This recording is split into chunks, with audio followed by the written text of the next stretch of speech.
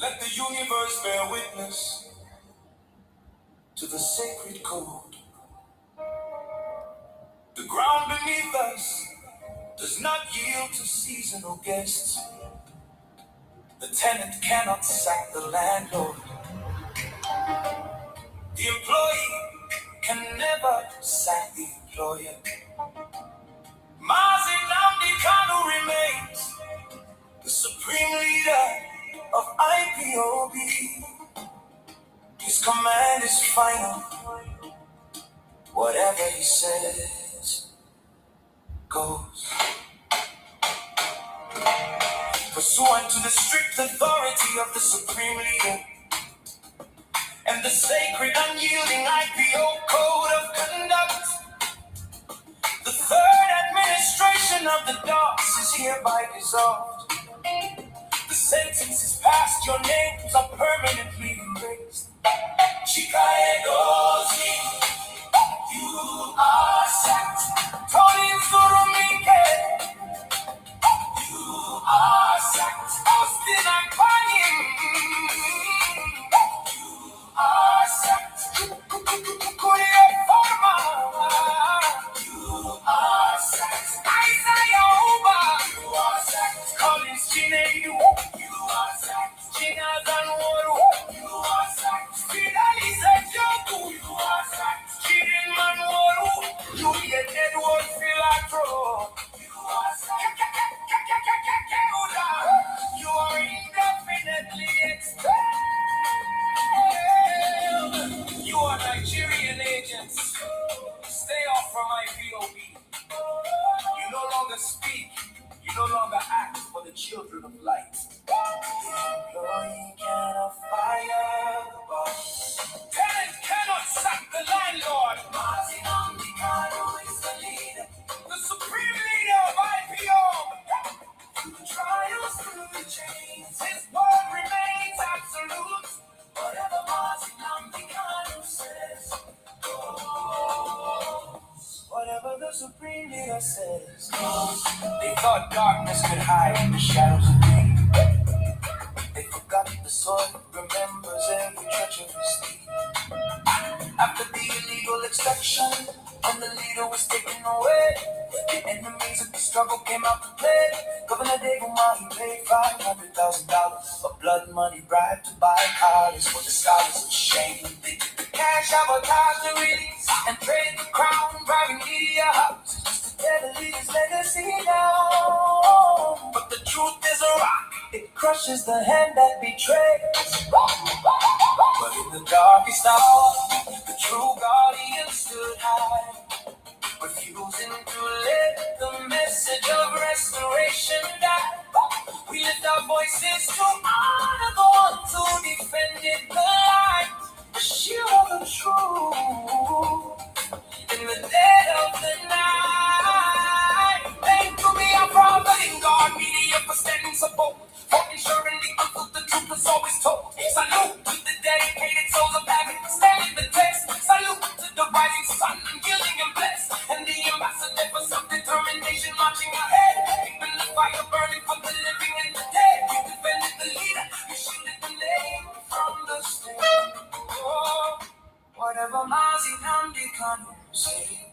goes. Whatever the supreme leader says. Oh. The fourth cause is here, working with global power to heal the land. The genocide must stop. The boss has spoken. Victory is absolute.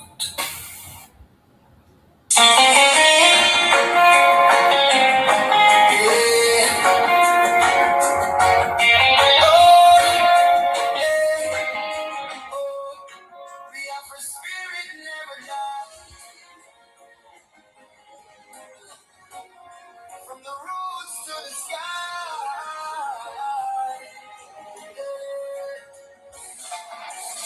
in the silence of the night, we still call your name. Through the storm and the struggle, we carry no flame. Though the walls may be high and the chains may be strong, your voice echoes louder every freedom song. Look, we remember your courage, we remember your stand. For the people, for the future, for the promised land. Even when you're not here, your spirit still leads.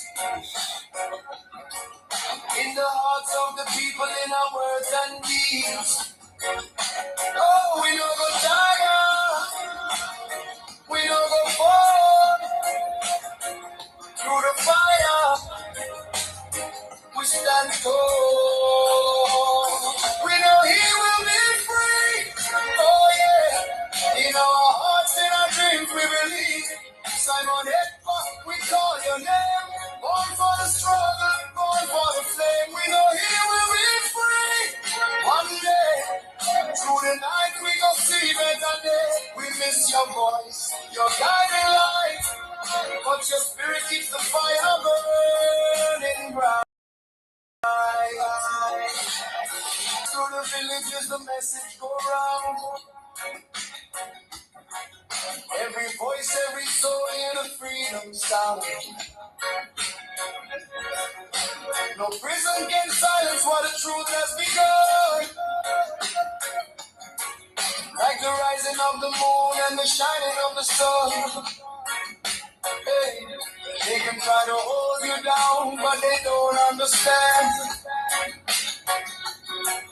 This is bigger than a man, it's the cry of a lion.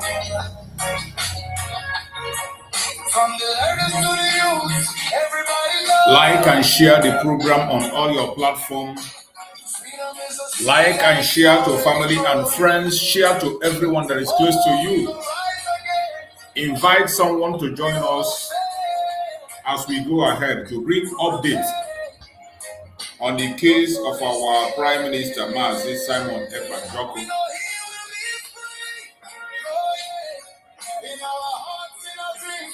Share to all platforms. Like and share to family and friends as we are bringing updates. Don't watch alone. Invite somebody.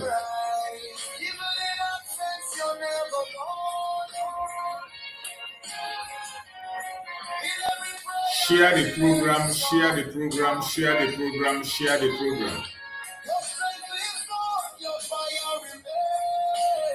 Share to other platforms.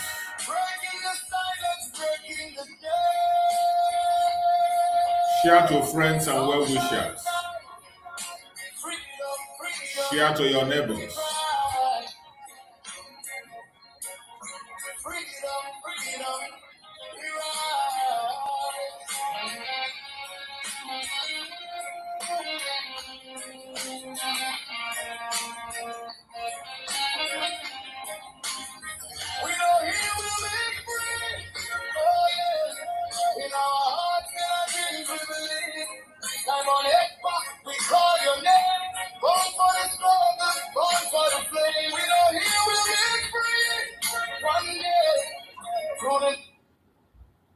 BIAFRANS demand for justice for Maazi Simon Ekpa Joko, a prisoner of conscience in Finland, who is standing to save the life of Keep sharing, keep Justice sharing, for keep Simon sharing, Ekpa keep Joko. sharing to all Justice for platforms. all BIAFRANS. Let us continue to demand for justice for Maazi Simon Ekpa. He is innocent and must be released unconditionally. Nigerian government is the one responsible for all atrocities happening in Biafra land. Maazi Simon Ekpa Joko is innocent and must be released. Justice for Maazi Simon Ekpa. Justice for BIAFRANS. Continue to like and share to every platform. Continue to invite others to join us as we roll out updates, updates, updates on our Prime Minister Maazi Simon Ekpa Joko, our self-determination, and also on our Supreme Leader Maazi Nnamdi Kanu.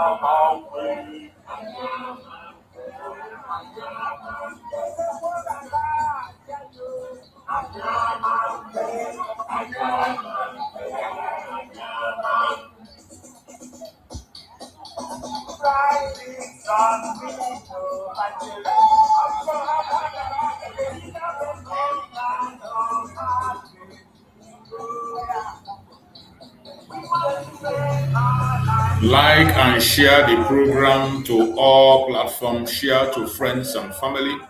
Share to everyone that is close to you. You are all welcome. Thank you, baby. Happy birthday for you. Happy birthday, my baby. You are still on your birthday mood. Thank you, thank you, thank you.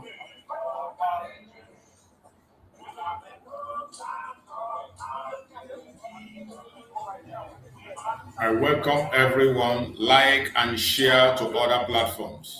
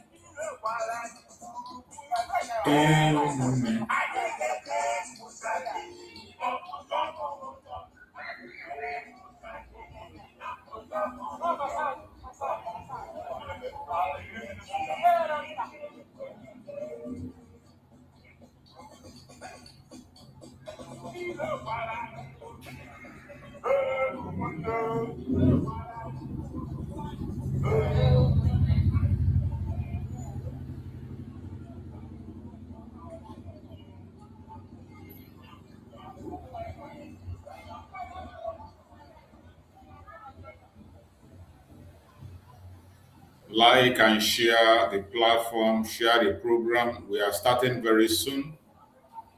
We are going to be starting very soon. Be patient with us. Just follow up on the updates and jingles that we are playing.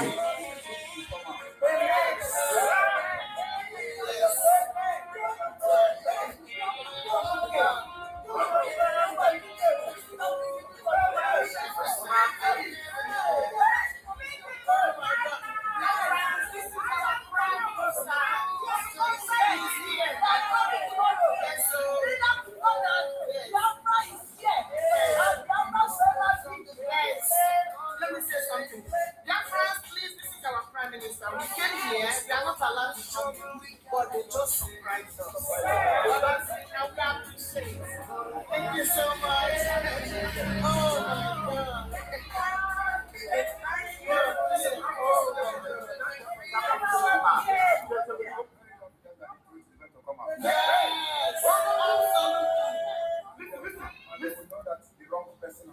Yes, yes, that's not the truth. Are the one responsible for the killing of our people. Yes, we all know that.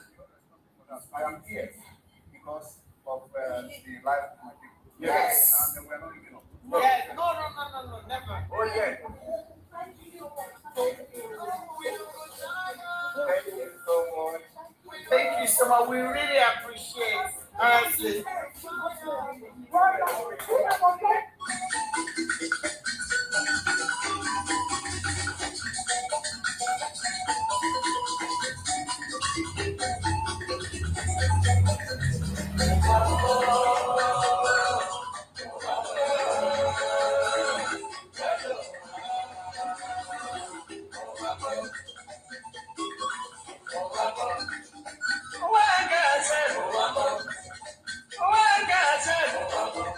This is my weekend word. This is like a food shower. This is too Bali grand. I mean, legally you a story about the one lady girl. Bali they go to work to. Bali they work for bank. When I enter for motor, wherever they go, wherever they go. Opposite goodie, but they're not behind the side. Along with the good road, I see people run, run. I see people run, run. Then I say, brother, and I'm waiting they happen. And I'm waiting they happen. And I'm at the party. Sing a day for that. Sing a day for that. If you take your eyes, then I call the driver. Tarama waiting. Tarama waiting.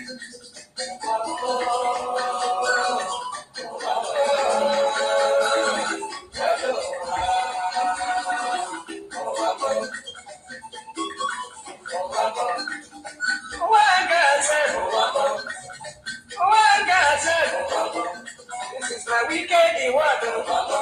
This is like a food shower. This is too Bali grand. I mean, legally you a story about the one lady girl. Bali they go to work to. Bali they work for bank. When I enter for motor, wherever they go, wherever they go. Opposite goodie, but they're not behind the side. Along with the road, I see people run, run. I see people run, run. Then I say, brother, and I'm waiting they happen. And I'm waiting.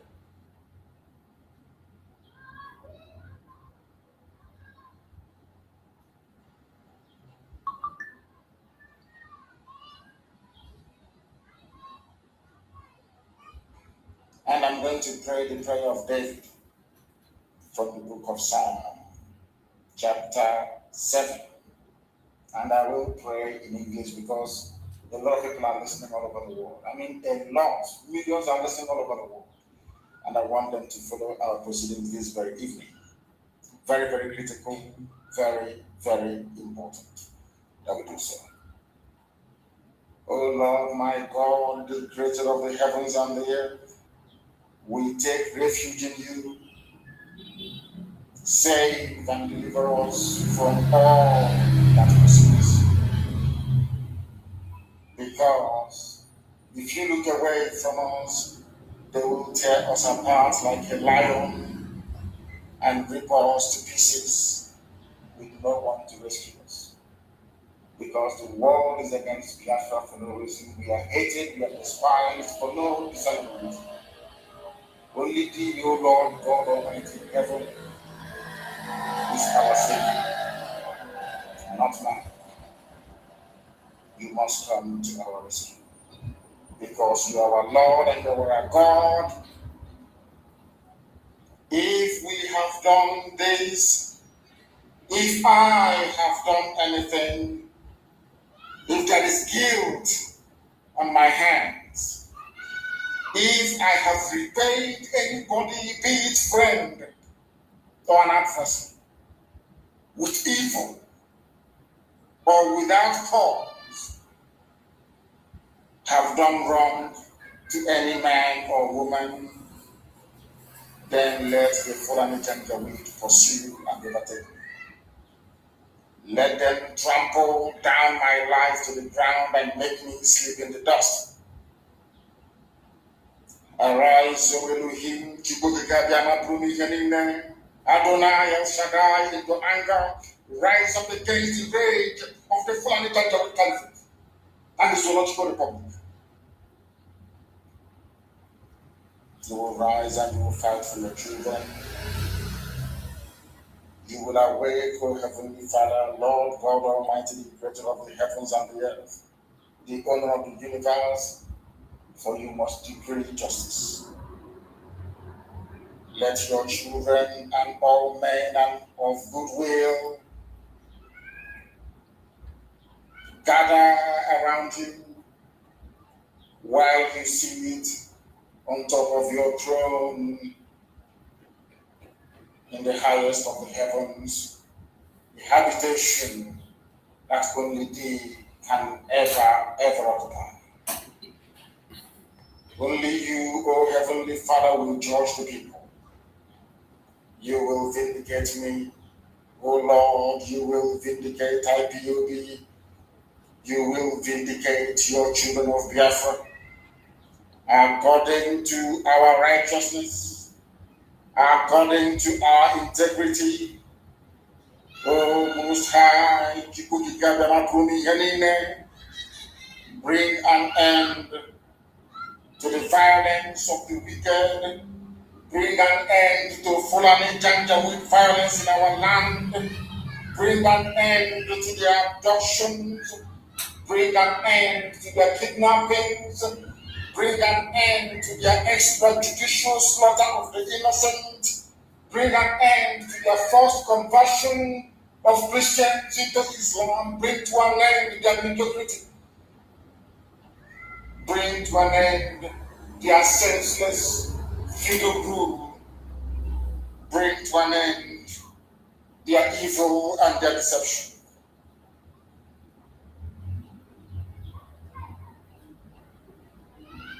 Come and secure the righteous, because only you, O God Almighty in heaven, can see in the dark.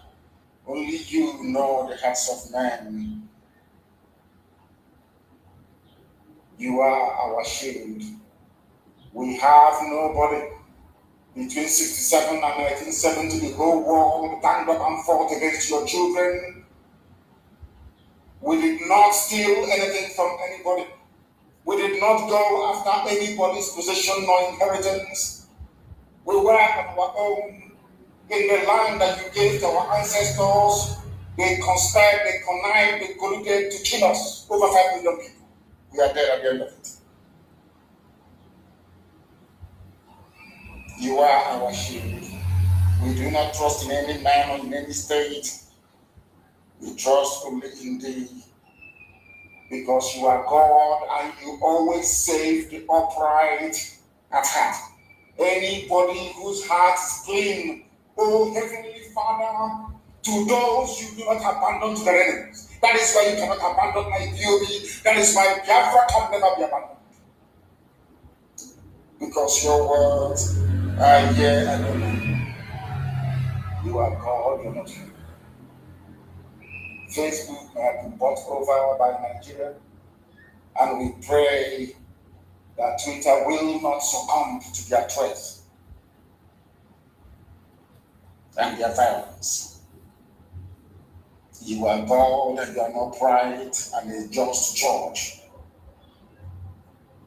But you are also a God that displays his wrath every blessed day. If Fulani Janjaweed do not relent in what they are doing, if the Fulani Caliphate continues to pursue this scorched earth policy of abductions and murder and mayhem, then you, O Lord God in heaven, you will sharpen your sword, you will bend and string your bow, you will prepare your deadly weapons, you will make ready your flaming arrows. Whoever is pregnant with evil conceives trouble and gives birth to disillusionment. That is what is happening in this so-called Nigeria.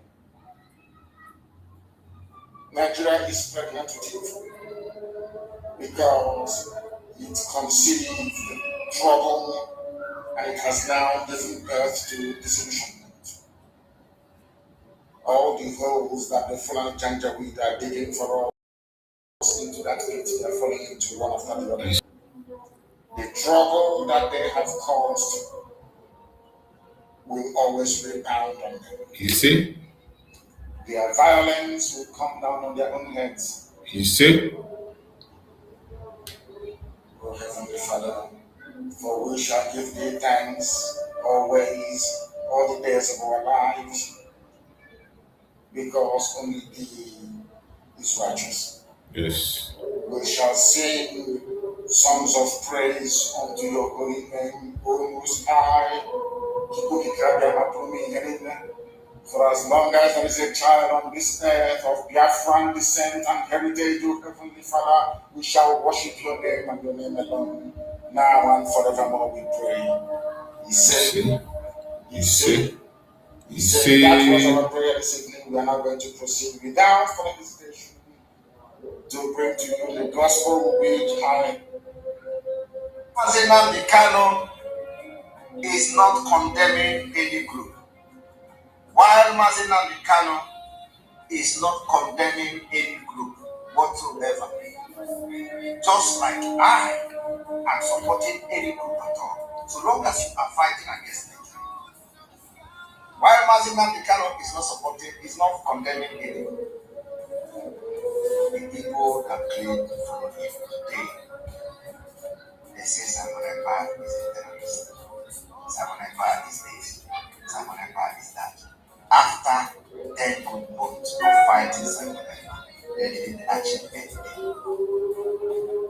After 10 months of fighting Simon Ekpa, they didn't achieve anything. Yet, they are now changing to Simon Ekpa is a terrorist. Simon Ekpa is the leader of the government. Hey! This regime, and they are looking for freedom.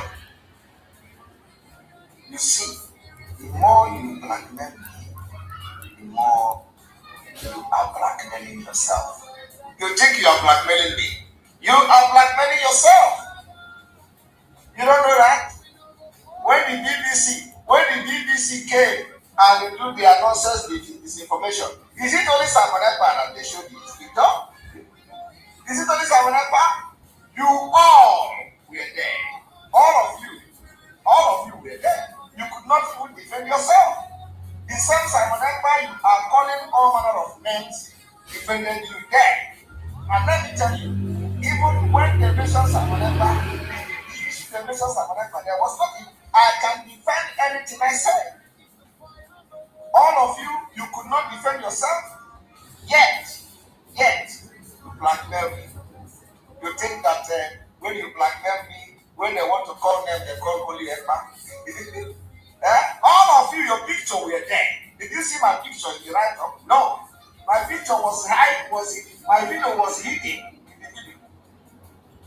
But all of you, your picture was there. Every day you look for Simon Ekpa, you post. Simon Ekpa is one quarter, Simon Ekpa is in Perima, Simon Ekpa is this. When the thing begin to happen, you think it doesn't, they will call you. And when the issue started, you could not defend yourself. You couldn't defend yourself. BBC did not say it was Simon Ekpa. BBC put your picture, all of you as you were blackmailing Simon Ekpa, they did not say it was, they put all of your picture. So this one you say, we are going to kill this one, we are going to kill that one. All of your picture was there, your video was there. Yet, you wake up every day to blackmail Simon Ekpa.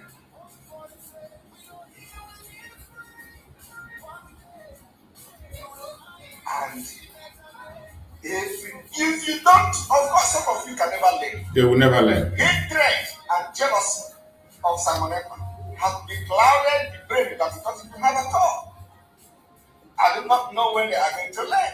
They think when they promote Simon Ekpa by calling Simon Ekpa criminal, BBC will come and say Simon Ekpa. All of you, the more you are calling me a terrorist, the way you are calling me a terrorist is the same thing you are calling yourself. You think when you be a terrorist, it is oh Jesus Christ. This BBC disinformation should have teach all of you a lesson. You think when you come to social media because you hate me, because you are jealous of me, because you don't like me, you think when you call me criminal, you are going to pay for everything you say. You are going to pay. You carry my name and blackmail. Simon Ekpa is the leader of a non-government. Simon Ekpa is this one. Simon Ekpa is that one. You see the way BBC is dealing with you people. If anything is going to happen anywhere, you are going to also drag into it. Absolutely. And you can't even defend yourself. It's very boss. It's IMPARTIAL. It's IMPARTIAL.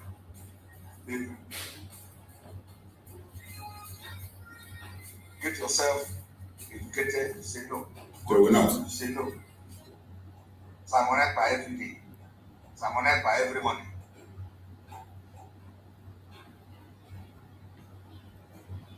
Right.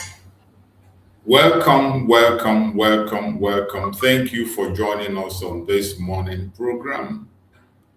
I appreciate everyone that has connected wherever you are connecting from. Wherever you are joining us on this program from, I welcome you and I thank you for being part of the program. And I say, may Chukwu Okike Abiyama continue to guide and protect all of us. Wherever you are joining us on this program, like and share the program to all platforms. Share to family and friends. Share to everyone to join us on this program that is very important. It's a very important program that we need to focus and hear from our Prime Minister, Mazi Simon Ekpa Njoku. I want you to like and share this program. Whether you are watching us from Biafra land, you are watching us from Asia, from Europe, from America, from Australia, from Canada, from New Zealand, wherever you are watching us from, like and share this program. It is important. It is very important that you like and share this program. Very, very important. Share this program to all platforms. Share this program to family and friends. We are here to speak on update. Remember, in this very platform, we do not come here to instigate violence. We do not come to this platform to preach hate. We don't come here to attack people or individuals. We do not come here to attack any race or religion. What we do in this platform is to present Biafra to the whole world as the only remedy to the failed state Nigeria. When we say Nigeria is a failed state, it is not a propaganda. It is not a blackmail. It is not a hearsay. If you are watching this program, regardless your opinion, your belief, your nationality, or your location, you can verify about Nigeria. All it takes you is to use that same smartphone and browse information on Nigeria. You are going to see every indices that makes up a failed state. You will see them in Nigeria and even more. So when we talk about Nigeria being a failed state, it is not a propaganda or blackmail or tarnishing their image. No, it is a statement of facts. The only thing that will make you see us as if we are tarnishing the image of your Nigeria or whatever is because you are not following incidents. You are not sincere to yourself. But if you are truthful and sincere, you have to know that Nigeria is already a failed state. I didn't just say it. A competent court in Canada said it, and the record is in the public, that every leading political party in Nigeria is a terrorist organization. How can terrorist organization be running a country and yet you call that a country? Is that not an indication that Nigeria is a failed state? Is that not an indication that Nigeria is a failed state? The United States has placed Nigeria under watch lists as a country of particular concern. Donald Trump on so many occasions have described Nigeria as a disgraced country, a shithole. So many other people have described Nigeria for what they are. Terrorism in Nigeria today is the order of the day. We have seen programs conducted by Nigerians in their own conventional media confirming that Nigerian government is involved in the terrorism in that country called Nigeria. When a country government is terrorizing its citizens, what does that mean? How do you interpret that? Is that not a failed state? It is a failed state. So you can continue to lie to yourself all I care. My duty here is to speak about the truth and the reality. And whatever I say here, I will defend it anytime, any day, anywhere. And most of the things I'm saying here are not new. You will see people say the same thing in their own conventional media. It is still in their media that a former chief of army staff confirmed that the government of Nigeria is colluding with the terrorists. The military and the police are colluding with terrorists, taking innocent lives, and was calling for people to defend themselves. But all of a sudden, when we say it as Biafrans, it becomes a different ballgame. People begin to see it differently. But we are not saying different things from what people have already known, even in that country. The only difference is that most of them are not bold enough to pursue a solution. The knowledge we have, they have it, they know it. But they are not bold enough to pursue a permanent solution. It is only the Biafran people, led by our supreme leader, Mazen Nnamdi Kanu. Mazen Nnamdi Kanu led the movement to pursue a solution. But instead of Nigerian government listening to him, sitting down on the table and dialogue, listening to the reasons he is given, they choose to terrorize him. They choose to assassinate him. They choose to kidnap him. And today, finally, they put him in prison, in life sentence. Even as he has put in appeal, they refuse to reply to that appeal till date. The appeal process has been filed. They have refused to listen to it. The same thing they are speaking about that they know already is what Mazi Simon Ekpa and Joko saw After they kidnapped Mazi Nandekano, he said, no, I will not be silent, and this terrorism will continue and enter into my land up to the stage of taking the life of my people. And Mazi Simon Ekpa took it upon himself to fight for his people. He began to fight. He began to protect his people. He began to educate his people about the need to defend themselves and protect themselves. The same message had been preached by the chief of army staff in Nigeria, by the DSS chief. The same message had been preached by governors and the defense minister in Nigeria. Mazi Simon Ekpa broke it down and began to educate the people. And Nigerian government could not have it. They couldn't have it. Mazi Simon Ekpa went extra mile to educate them, including Nigeria, to move them to push to referendum that Mazi Nandekano have been begging for. Referendum that we Biafrans have been crying for and begging for. Mazi Simon Ekpa went extra mile to conduct a self-referendum. Mazi Simon Ekpa Njoko went ahead to conduct a self-referendum witnessed by the whole world. It was done online. It was done physically. There are video evidence. To today, there is a portal where you can go and check the result of the self-referendum. And the self-referendum confirmed that more than 60 million people, out of 80 million, more than 60 million, voted and say they are ready to walk out of the Zoological Republic. If Nigeria were to be a sane country, that should have been a wake-up call for them to either adopt that referendum or conduct their own to compare. If Nigeria were to be a sane country, they would have conducted their own referendum to compare with the referendum that Mazi Simon have conducted. But they did not.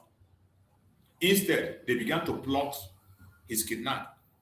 They began to blackmail him. They began to frame him up. They began to conduct false flag to blackmail him. And this is what they did for many years. And they were able to convince Finland with fake evidence to go and arrest Mazi Simon Ekpa. They were able to manipulate Finland because of economic interest. And they went and arrested Mazi Simon Ekpa with fake evidence. And mind you, Mazi Simon Ekpa was even arrested with any single evidence. It was after arresting Mazi Simon Ekpa, they kept him for 6 months before Nigeria began to provide evidence.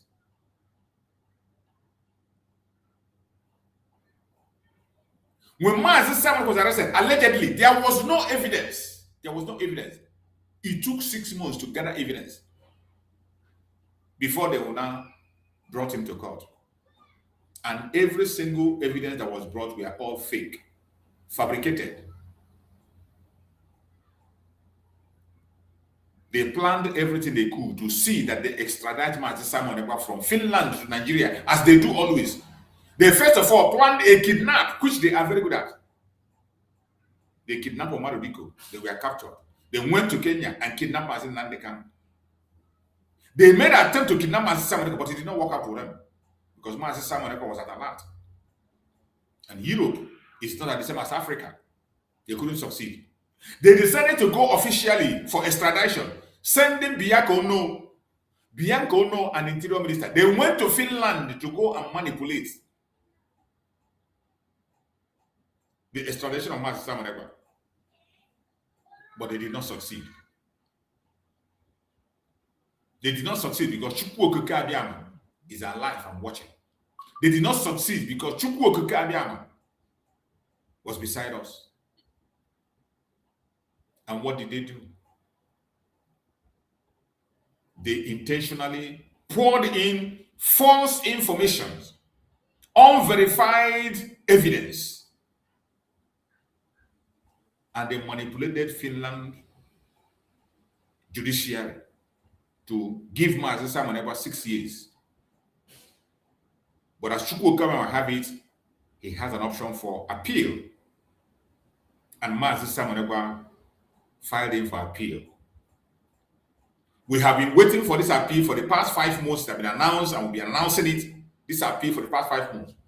All is expecting that Nigeria will come to the court and defend themselves and defend the evidence that presented against Mazi Simon Ekpa. And Mazi Simon Ekpa will then defend himself.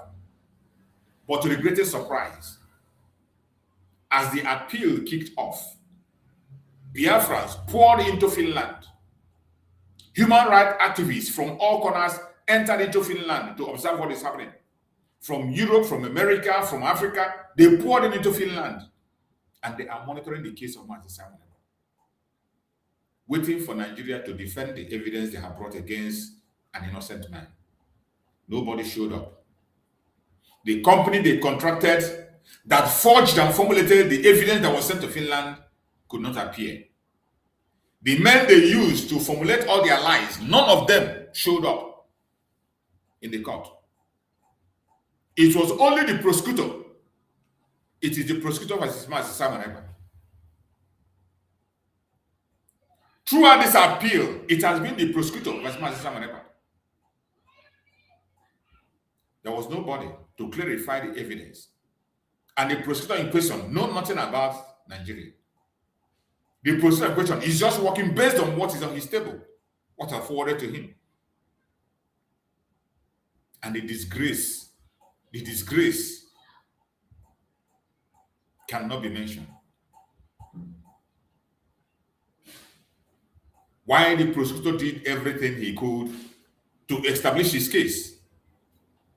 The case of the prosecution was closed without anybody to come and testify or clarify the evidence before the prosecutor. It was just the prosecutor himself reading what was passed to him. There was nobody to expatiate or explain or defend the evidence that was provided. And the case of the prosecutor was closed. And now the defense was open, Mazi Simon Ekpa defense. And for the past days now, about 3 or 4 courts have seated now where Mazi Simon Ekpa defense is doing amazingly well. It is now on the table of Mazi Simon Ekpa to decimate and destroy every single nonsense that was presented against him.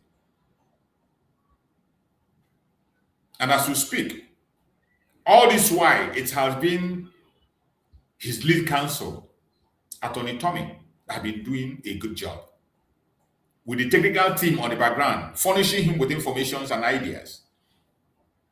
And he has been doing amazingly well.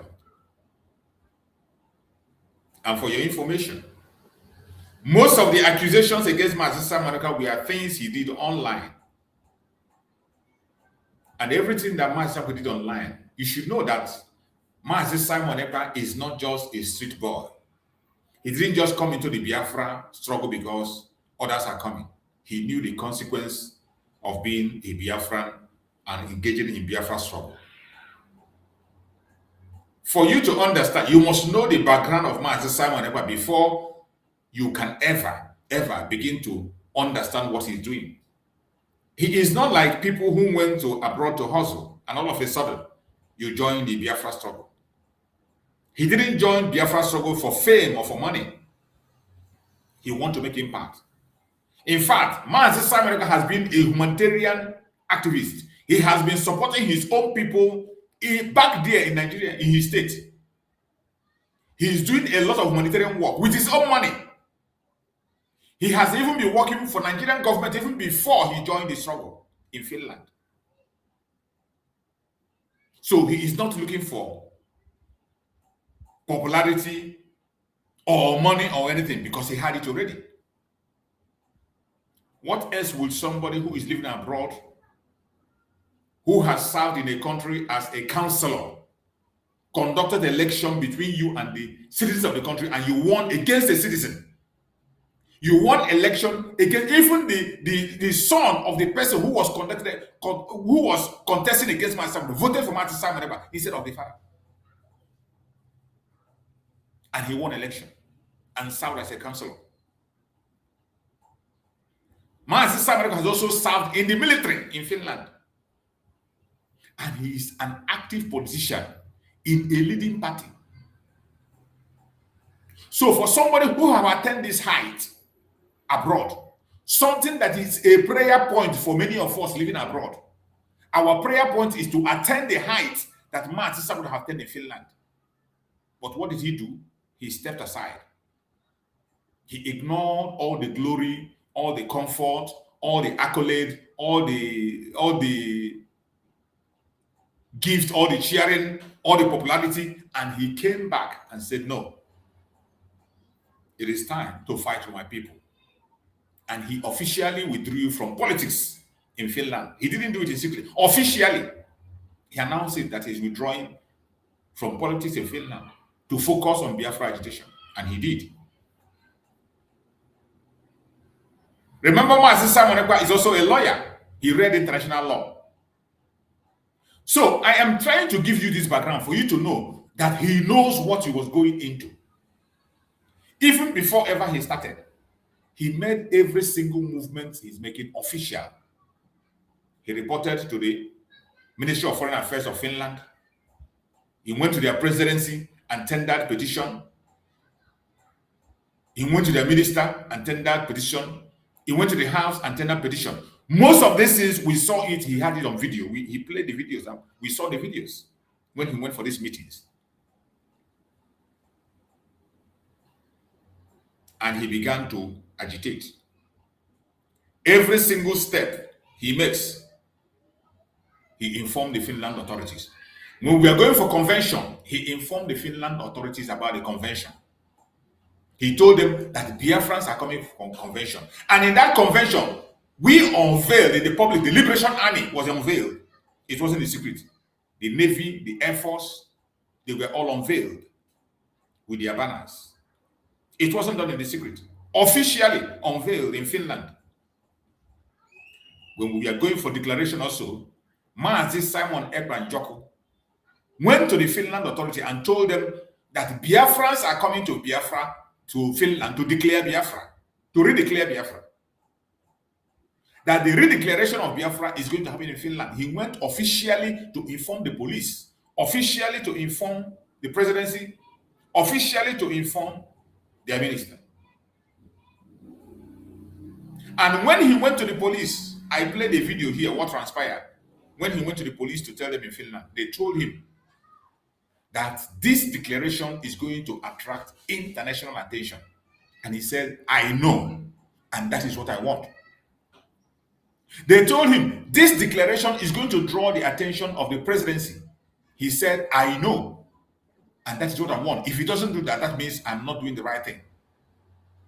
I'm giving you this background for you to know that Mazi Simon Ekpa did not just come into this struggle like so many of us did. There are so many of us that came in, all we did is to come and support, continue to speak, have limits to what we will do and what we will not do, have our area that we have chosen. Mazi Simon Ekpa come on a different level.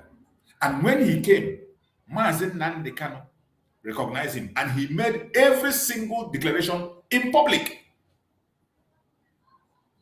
When he asked Mazi Nnamdi Kanu, are you ready to do everything? I say everything possible to make Nigeria come. Mazi Nnamdi Kanu said yes. And he said, before ever you will say yes, that me, I will be number one to follow you. And Mazi Nnamdi Kanu said, I will do everything. Do you think we will remain this way, begging and asking every day? He said, I will be the first person to follow you. When Mazi Nnamdi Kanu was asking for 100 men, he was also the person that came in the public and said that if you are looking for 100 men, I, Mazi Simon Ekpa Njoko, I am 50 men. Go and search for 50. We are good to go. And all these promises he made in the public. And from that moment, he never looked back. He never looked back. Mazi Nnamdi Kanu personally announced him and said that this particular person is bringing a new dimension into the struggle. There is nobody in this struggle that Mazi Nnamdi Kanu have announced the way he announced Mazi Simon Ekpa, including all these ones that have been there for donkey years, who are claiming what they are not. They were all there. They sacked the DOS, we were all there before Mazi Simon came in. And when Mazi Simon came in, he gave a time frame. Mazi Simon gave a time. He said, there is no way I will be here for 5 good years without an impact. He gave a time frame of 5 years to pursue Biafra and actualize it. And we saw the time frame of that 5 years. Within that 5 years, he was moving for declaration before he was taken out of the way. To show you that it is not just that he said it, every single thing he says, he works towards it and pursues it.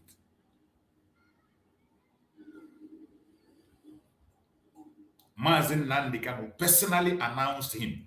Not when he was in detention, though. Because when we say some good thing, it was not when he was in. Mazen Nandekano was with us outside, and he told us, go and listen to Mazen Simon Ekpa. He is bringing a new dimension to this very struggle. That this Mazen Simon is on another level. That was one of the programs. He said that he is on another level when it comes to his position and the issue of Biafra. Mazen Nandekano did not see him as a threat. Even though he knows that he is connected, he has the knowledge and wisdom and the courage, and he knows what he's doing. Mazen Nandekano did not see him as a threat. He did not see him as someone who is coming to overshadow him or someone who is going to take cover and overthrow him. No. Mazen Nandekano opened his hand and embraced him. And from that moment, Mazen Simon Ekpa began to do exploit. And after the kidnap of Mazen Nandekano, Mazen Simon Ekpa said, I will never ever abandon Mazen Nandekano. That he knows that his presence in IPOB was one of the reasons Mazen Nandekano was attacked and hated. Mazen Simon Ekpa said it, that he knows that his presence in IPOB is one of the reasons he's been attacked and taken out. And for that, he will do everything humanly possible to see that Mazen Nandekano comes out. And he keeps his word. He kept to his word until the day he was detained. He kept to his words. Doing everything humanly possible. And there was never a day he assumed the position of the leader of Biafra. Never. Mazen Simon Ekpa only assumed the position of followership. He only assumed the position of discipleship. He called himself disciple of Mazen Nandekano. That was the only position he arrogated to himself. Disciple. Disciple. He identified himself every moment in all his programs. Disciple. And whenever a question of Mazen Nandekano comes, he said, Mazen Nandekano remains the leader of the struggle, no matter wherever he is. That wherever he is, as long as he's alive, he remains the leader of the struggle.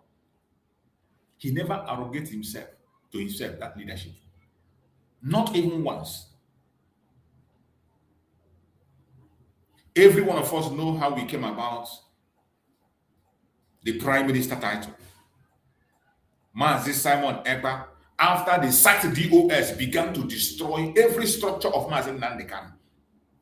The sacked DOS, they were busy destroying every structure of Mazen Nandekano, trying to cage him and remove his name. This is you see them doing today. They wanted to start it from 2021, but Mazen Simon Ekpa was the barrier.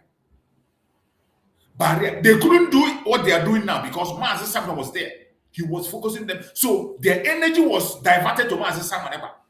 All their broadcast and energy was diverted. Mazen Simon was taking the whole bullet. He was taking the whole bullet from Mazen Nandekano. They couldn't do anything. And he stopped them from removing Mazen Nandekano from the picture. Took all the bullets. And when he saw their plans, that was when he distanced himself from the title, IPOB. They themselves called us autopilot. Many of you don't know how autopilot came about. Autopilot was just a prophecy that Mazen Simon gave on his live stream. A prophecy that Mazen Simon gave in his live stream when he was making a live stream. He said that this struggle now has gotten to another level. And in that program, he was warning the sacked DOS to be very careful on what they are doing. That they should listen to the BIAFRANS and do the right thing before it is too late. That if care is not taken, that a time will come when the struggle will be in autopilot. That's what the prophecy gave. That a time will come when the Biafra struggle will be on autopilot. Instead of them listening, they attack him. And when the time came, the struggle entered into autopilot. Everybody were doing what they are supposed to do on their own to liberate themselves. It was no longer about DOS or whatever. And from there, they began to call us autopilot. And we accepted the name. We accepted the name Google Faith, and we began to answer autopilot. That's how autopilot came about. We began to work with the name autopilot. And that also helped to distance us from the infiltrators, from those who have turned themselves to Nigerian government political pressure group. Because after the kidnapping of Mazen Nandekano, they turned IPOB into Nigerian political pressure group. The politicians entered to hijack. And many of them were receiving money and working for the politicians. Mazen Samoneka distance, we took the name they gave us, autopilot, and we began to work with it. Until we got to an estate when it has become necessary that there must be a government in exile. And this government in exile that we're talking about has been existing before Mazi Simon Ekpa came into the struggle. If you don't know, government in exile was under Mazi Nandi. There was government in exile under Mazi Nandekano. There was government in exile under Mazi Nandekano that he is aware. Mazi Nandekano was very much aware. And Mazi Simon Ekpa spoke about it. And what did he do? He reached out to them and told them to start their work. Start their work. So that autopilot will give them the support. When he told them to start their work, they did not. Instead of them to go to work, they say, okay, hold on, let's see whether P2B will win. They were watering everything down. And Mazi Simon said they're not serious. And Mazi Simon took over and created a new government in exile. Because the original one that has been there has been politicized.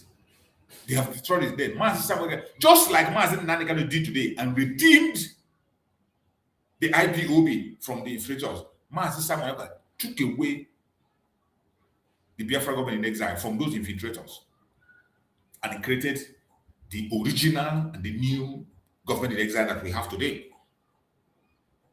And when the government in exile was created, there will be leaders. There are people that are going to be officiating for you to be able to go into some diplomatic discussions and thoughts. There must be a prime minister. And election was conducted, and there is no other person more qualified than him. We chose him to be the prime minister of Biafra Republic government in exile. That was how Mazi Simon became the prime minister of Biafra Republic government in exile. He didn't impose himself. He didn't arrogate to himself. He never took any position of leadership. It was necessary to have a prime minister to run the government in exile. That was why he became the prime minister. And he did excellently well. It was then he formed the Liberation Army. It was then he formed the Air Force and the Navy. It was then he began to work on the Constitution, began to work on the ID card, and began to work on so many things. Mazi Simon structured every single thing. It was then he planned the self-referendum to get the consent of Biafra. So tomorrow he wouldn't say that he's imposing it on anybody. It was then he conducted and structured the self-referendum, and we did the self-referendum successfully. On ground, online, Biafrans across the world participated. There are evidence to that everywhere. There are evidence to that very well. After the referendum, Mazi Simon also organized convention. Biafrans flew from across the world, come to the convention. And in that convention, that was where the Liberation Army was unveiled, the Air Force was unveiled, the Navy was unveiled, police were unveiled. Everything, every structure of a government, functioning government, was unveiled. The Biafra, the homeland, the government in the homeland was also unveiled. Officials of the government in the homeland was also unveiled. A complete structure was unveiled in Finland during the convention, done by our Prime Minister Mazi Simon Ekpa. It was also Mazi Simon Ekpa that planned the redeclaration of Biafra that was supposed to happen. He planned the redeclaration of Biafra, and he said it's going to happen on the 2nd December. That was the original plan. Mazi Simon Ekpa planned the declaration from beginning to the end. It was just either a month to the time to declaration that he was taken away. I think he was taken away in November. Yeah, a month to the time. He was taken away from us. He planned the redeclaration of Biafra. And in that redeclaration, Mazi Simon have made enough plan, inviting important personalities that will be present in that redeclaration to legitimize it. There were important personalities that we are supposed to be in that very declaration to legitimize it from different parts of the world, from different countries that are supposed to participate. Everything was planned by Mazi Simon Ekpa. Many things were put in place. Permission was gotten from Finland authorities. And they were told, we are coming for the redeclaration of Biafra. He didn't even stop. Mazi Simon even wrote to the Nigerian government. He wrote to the Nigerian government and told them, this is what we're doing. He wrote to politicians in the southeast, politicians in BIAFRANS, they were informed. And even he volunteered to pay for their ticket. Anyone that wants to come to face him face to face, come to Finland. If you want to come and vote, come there. This was what my Simon. You see, when we are talking about Simon Ekpa, I took my time to explain it because some of us do not know him. Some of us think it's somebody who is just somewhere broadcasting. You just don't want guy who is just somewhere broadcasting and just talking about what he does not know. That is why I took time to explain this for you to know. When we are talking about Mazi Simon Ekpa, he is not just a man on the street. He knows what he was doing. He knows what he was going into. He knows what he has done. And he has the wisdom and knowledge. All this is being said. Today, Nigerian government came up against an innocent man with blackmail, propaganda, and all manner of lies against him. And he is in the court of Finland defending himself. By the way, there is no court today. Today is a break in Finland. On the appeal of Mazi Simon Ekpa, today is a break. There is no court today. So you don't misquote me and say I'm talking about court. There is no court happening in Finland today. Court is not sitting today. Today is a break. There is no court happening in Finland today. So, but all this process of defense today, that are bringing, Mazi Simon Ekpa now is defending every single actions he has taken through his legal team, defense team. The defense team are the one putting up cases and putting up counter evidence against the Nigerian government and the court. Day before yesterday and yesterday. But we are hoping that on Friday, Mazi Simon Ekpa Njoku will be on the front line. He will be standing up personally to defend himself openly and say it the way it is done for the world to see. So, when you have seen this background, you have to, what I'm trying to make you understand that Mazi Simon Ekpa is not a novice.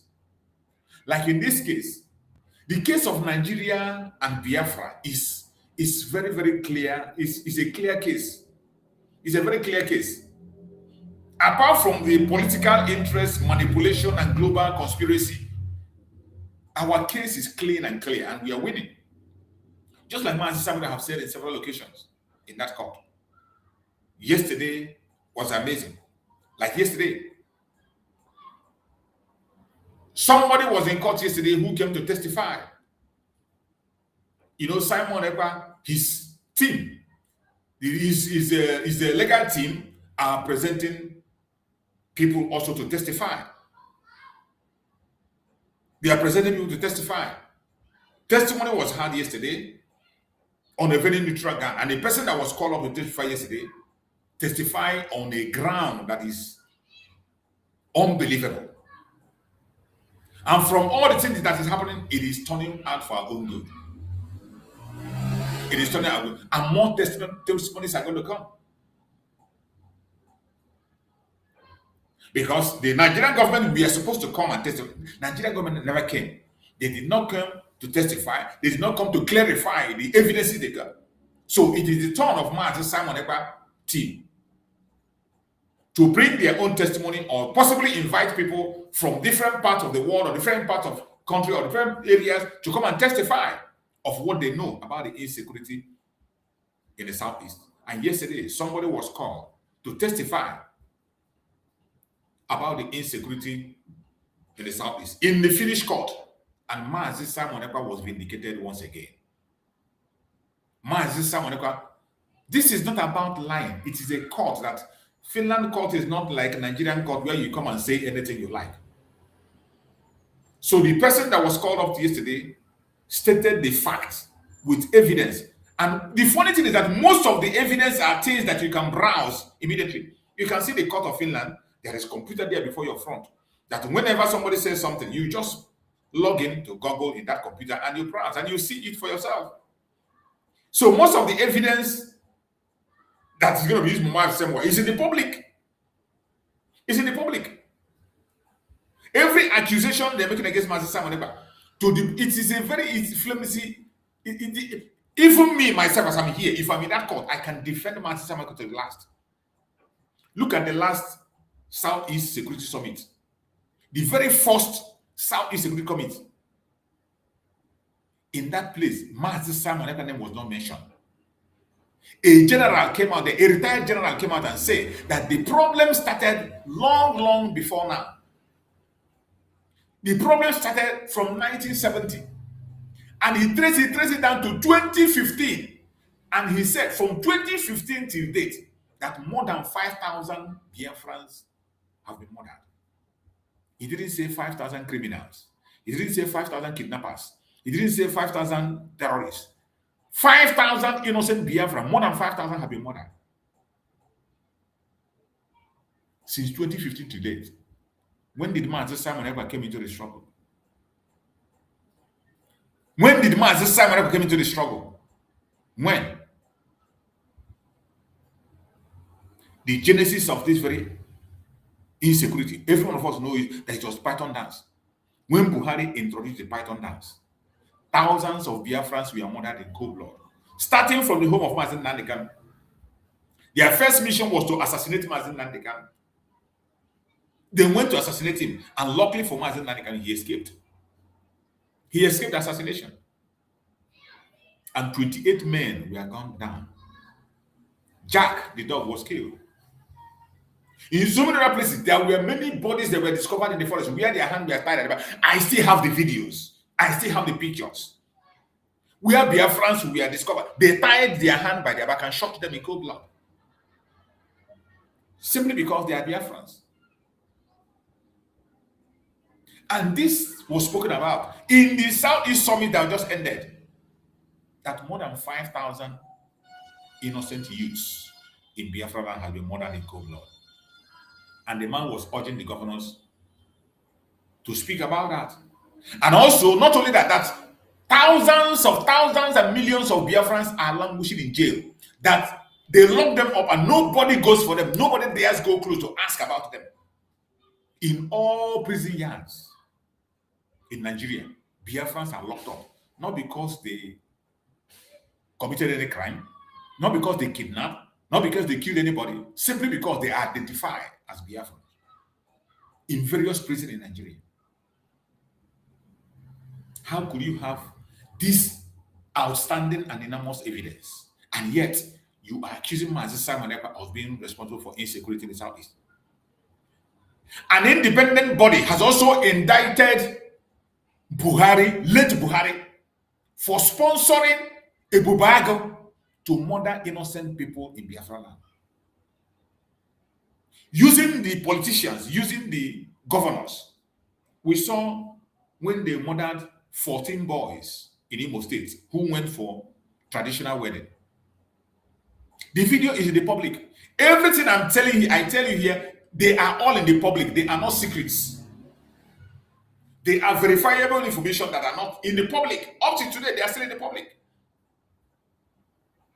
14 innocent boys were murdered in cold blood in Imo State who went for wedding, and they were accusing them of being ESN. They accused them of being ESN, and they went there and they gunned them down. Innocent boys. Their family members came online, they cried and they shouted. The videos are still there. You can still verify and see. How could these things be available?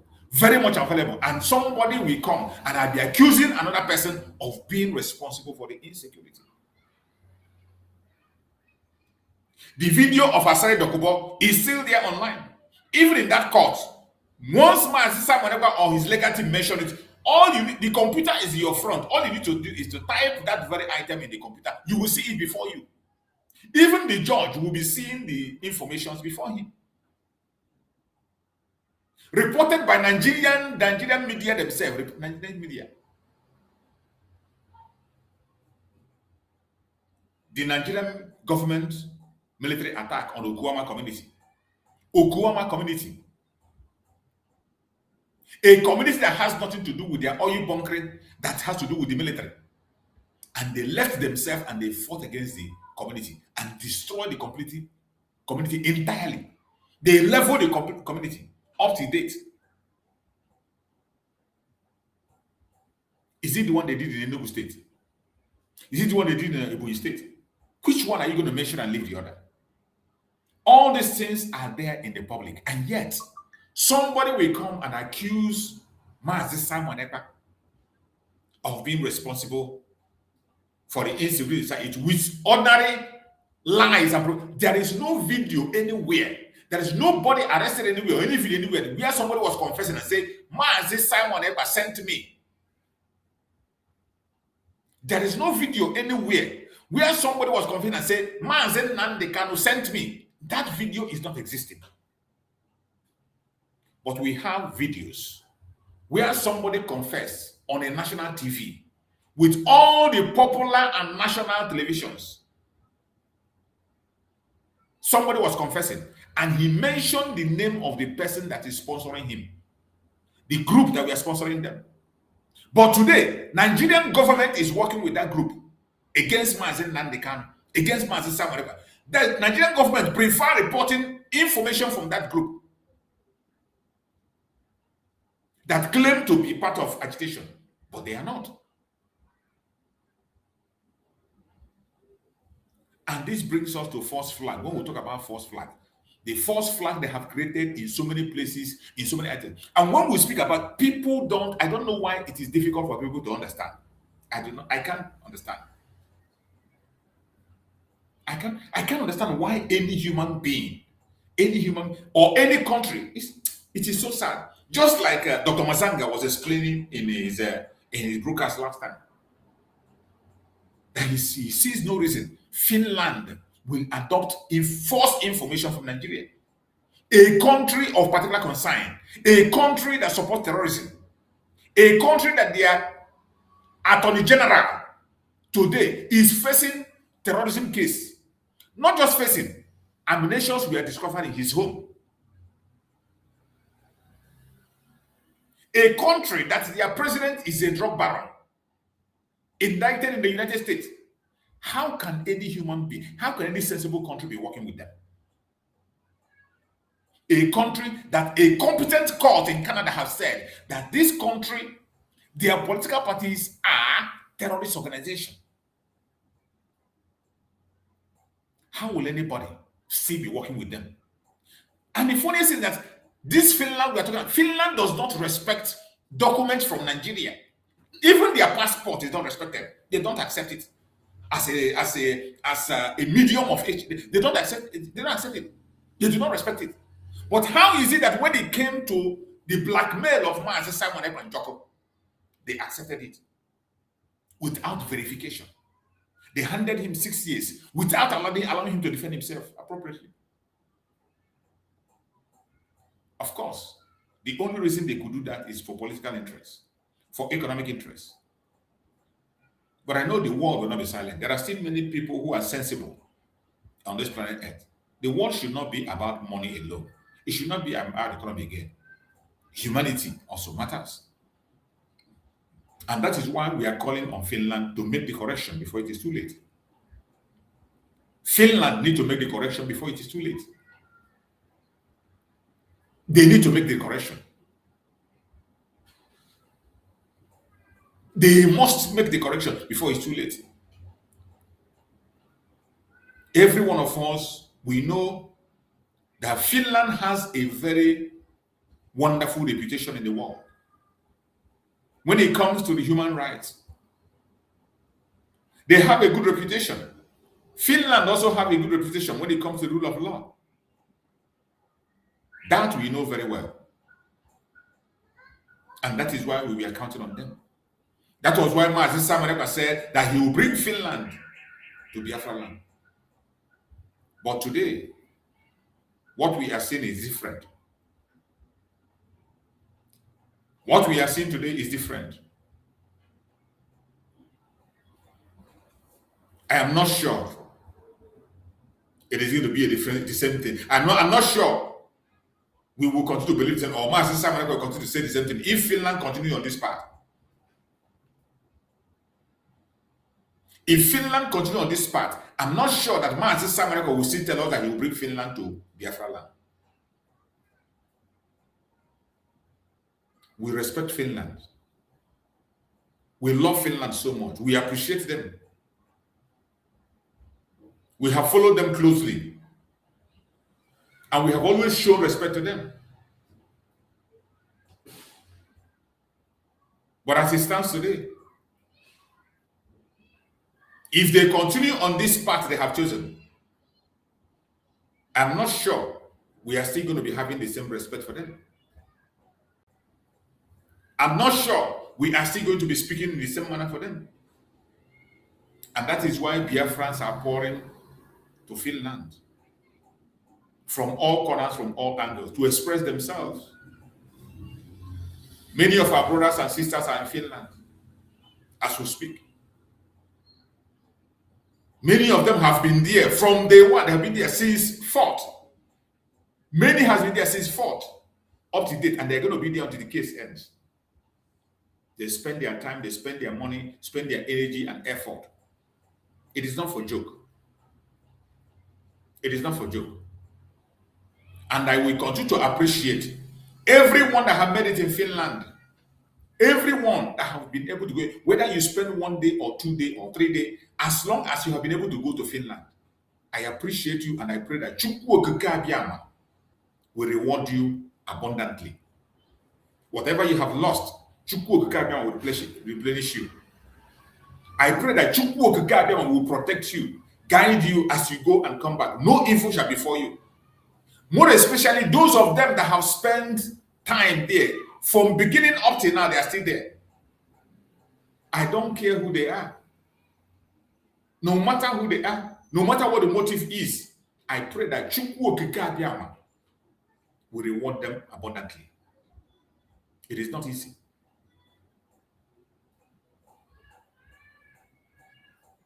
In that very court, if you are following the event and all my program, I have said it.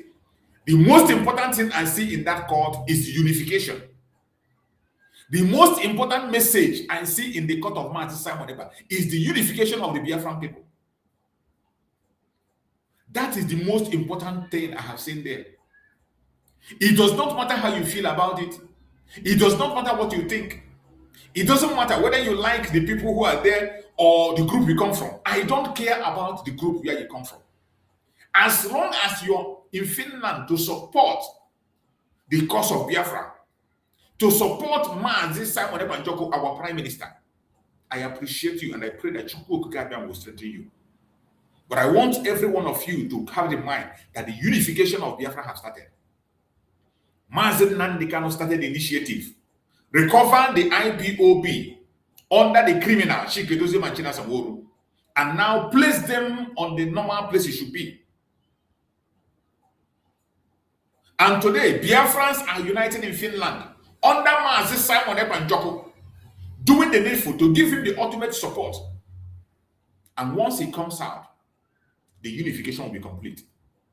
Mazi Simon Ekpa is 100% in touch with Mazi Nnamdi Kanu. Mazi Nnamdi Kanu is 100%, 1000% in touch with Mazi Simon Ekpa. These two leaders are pursuing one agenda, and they are on the same line. Inseparable. There is nothing they have not done for Mazi Nnamdi Kanu to distance himself from Mazi Simon Ekpa. He refused. There has nothing they have not done to make him attack Mazi Simon Ekpa. They have gone through his lawyers. They have gone through his family. They have gone through his closest. There is nothing they have not done to make Mazi Nnamdi Kanu go against Mazi Simon Ekpa. Mazi Nnamdi Kanu is from another planet. He sees things that many of us cannot see. The same way Mazi Simon Ekpa, he sees things that many of us cannot see. Look at him in the court. Every time Biafrans complain, I know that Biafrans, we are too emotional, more especially our women. Our women are too emotional. When they complain, he always tell them, we are one people. We are one. They complain, he said, we are one people. Have patience. When I come out, I will give everybody his medicine. He continued to make that statement. We are one people. Focusing on the main target. Remember the video I play each time I start my program. Remember that video I play each time I play. He says, I stand with everybody, just as Mazi Nnamdi Kanu stand with everybody. That video I play, I have a reason why I play that video every day before I start my program. I have a reason why I play that program. I want to play it again. Listen to what Mazi Simon said here. It is important. Listen. That message is very powerful and strong. But some of us don't pay attention. Listen. Mazi Nnamdi Kanu is not condemning any group. While Mazi Nnamdi Kanu is not condemning any group whatsoever. Just like I am supporting any group at all, so long as you are fighting against it. Did you hear that? Did you hear that? And this is the mindset of our leaders. This is the same mindset we are supposed to have. Everyone, some of us still have that group mentality. You occupy your mind and your head and your brain with group mentality. That will not lead you anywhere. Look at Mazi Nnamdi Kanu. He is working with Avid. He is working with the Rising Sun. He's working with ambassadors of self-determination. Without any grudges, with pure heart, without any argument. But some of you in your little groups where you don't even make much impact, you are fighting, abusing and cursing. In your little group, go to Avid. Avid have experts. You don't know people who are in Avid. Avid. American veterans of Igbo extraction. American veterans. Many of them are top officials in the U.S. Army. People that have served in the U.S. Army. These are people that have personality. You know, if you have served in the U.S. Army, the United States respects you so much. Your word carries weight. These are people that are in Avid. Ambassadors of self-determination. These are people, matured men and women living across the world. These groups have timber and caliber of good people, and they are working with Mazi Nnamdi Kanu. Nobody is abusing each other. Nobody is attacking each other. They have everybody is focused. Look at today in Israel. In Israel, these groups are all there present defending Biafra. Nobody is saying, oh, it is my group, it is only IPOB, oh, it is only IV, oh, it is. Nobody is claiming anything. They are just there, represented. Everybody is represented in Israel, in their parliament, the parliament of Israel. The only place where Biafra is discussed in the parliament, the only, you know the two, only one place Biafra is discussed officially in the parliament. You saw recently, it was carried in their news. But some of us, this group mentality have made us so useless that we can't even make impact that we are supposed to make. The little impact we are supposed to make, we can't make it because we have divided, we have caged our mind to our little circle. You cage your mind within your little circle. And when you cage yourself within that little circle, you can't do much. That's nothing you can do. I want you to listen to this again. Mazi Nnamdi Kanu is not condemning any group. While Mazi Nnamdi Kanu is not condemning any group whatsoever. Just like I am supporting any group at all, so long as you are fighting against Nigeria. So long as you are fighting against Nigeria, so long you are fighting against the Zoological Republic. That is the main target. That is the opponent that we have, every one of us. That is the opponent that we have. Why is it difficult for us to embrace this truth? Why are we allowing the enemy to come in? Why are we allowing confusion and distraction to come in from all angles, from all corners? It is sad. Sometimes it is heartbreaking. So heartbreaking when I see the way our people act and behave. I understand people are very emotional. When it has to do with Biafra, I can understand. Many people are doing out of love, but you have to control your emotions certain times. You have to, just like some videos we are seeing that are coming out from Finland. There is no need for all that. There is no need. We need to be orderly at all times. Some videos that are coming out from Finland, there is no need for that. No need for that. No need for those fighting. No need for those aggro. No need for those personality battle. There's no need for that. No need for that. Where we are going is very far. Our journey is still far. Reserve those strengths for the battle ahead. Reserve it. Reserve those strengths for the battle ahead. Today, there is no court in Finland. People are relaxing and resting to commence again. Mazi Samanebe is not coming to court today. We are expecting to see him mainly on Friday. We are expecting the Friday outing. The Friday outing will be the explosive day where Mazi Samanebe personally by himself will mount the podium. I appreciate every Biafran that I say the presence of Biafrans in Finland is giving Mazi Samanebe extraordinary strength. If you don't know, some of you don't know. So I applaud everybody that is that. More especially, Professor Chioma Okoma and the husband. Professor Chioma Okoma and Dr. Okoma, they have done amazingly well. From the beginning till this time, from the protest, they have been part of the protest. From the legal issue, they have made a very good impact. And you can see them working seriously in the front line in the court there, helping out, even in providing evidence. Helping I can say they are part of the technical team, providing evidence, even to the lawyer, Attorney Tommy, reaching out to him, making the work much more easier with their presence there. I must say I appreciate her so much. Professor Okoma and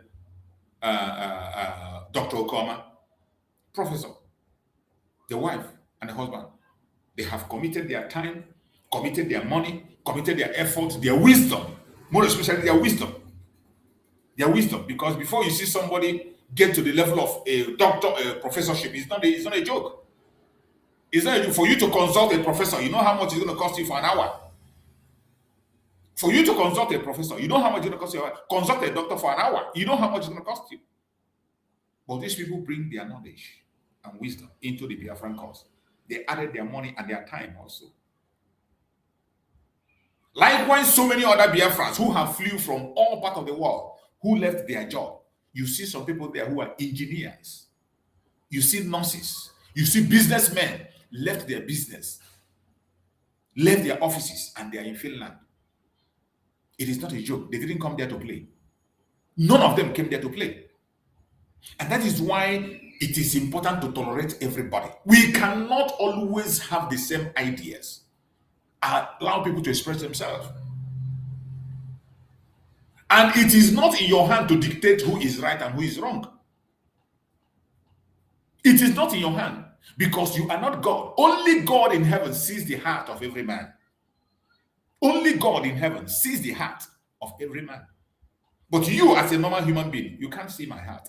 I might sound so cool and calm, but my heart will be different. And I might sound so loud and tough, but my heart is different. It is only God that sees the heart. None of us is in the position to judge one another. Don't judge. And when I say don't judge, it doesn't mean that when you see somebody going wrong, you will know. But don't push it. Don't push it as if you want to take command. You can't. Even Chukwu Okike, who has all the authority, gave man that wisdom, that liberty. Get the liberty to make their choice. Chukwu Okike gave human being the liberty to make their choice. He can say everybody must worship me, and if you don't, you are gone. But he left everybody to make their choice. So why won't we human beings tolerate each other and allow people to make their choice? Once again, I appreciate everyone that have been in that Finland. I appreciate every one of us, and I thank you all for what you have done in that Finland. And there is a video I would like to share that came out from that Finland yesterday. I think that video is worth listening to. I want us to pay attention to this video I'm about to play. It is outside. It's one of those unification I'm talking about. The message is not, let the message not be about group. Keep your group mentality aside. Focus on Biafra. Focus on Biafra. That is the subject. Both the IPOB, both the Briggy and the USBG, every one of them should focus on the target. The target for every one of us is Biafra. We should focus on that. Biafra. Wherever you belong, focus on that target, Biafra. Don't come online and all you do is to make your other brother irrelevant. Don't come online and every time what you say is to preach against someone. Don't. Just focus on that your own you know you can do. Present to the world what you have and let the world see Biafra through you. Let the world see Biafra through you. Ignore every other thing. Since you have chosen to be in a certain group, focus on the image of Biafra. Let the world see Biafra through you. Do what you can do on your own. I want us to listen to this very video. It caught my interest, and I think we need to listen to what was said here. It is important.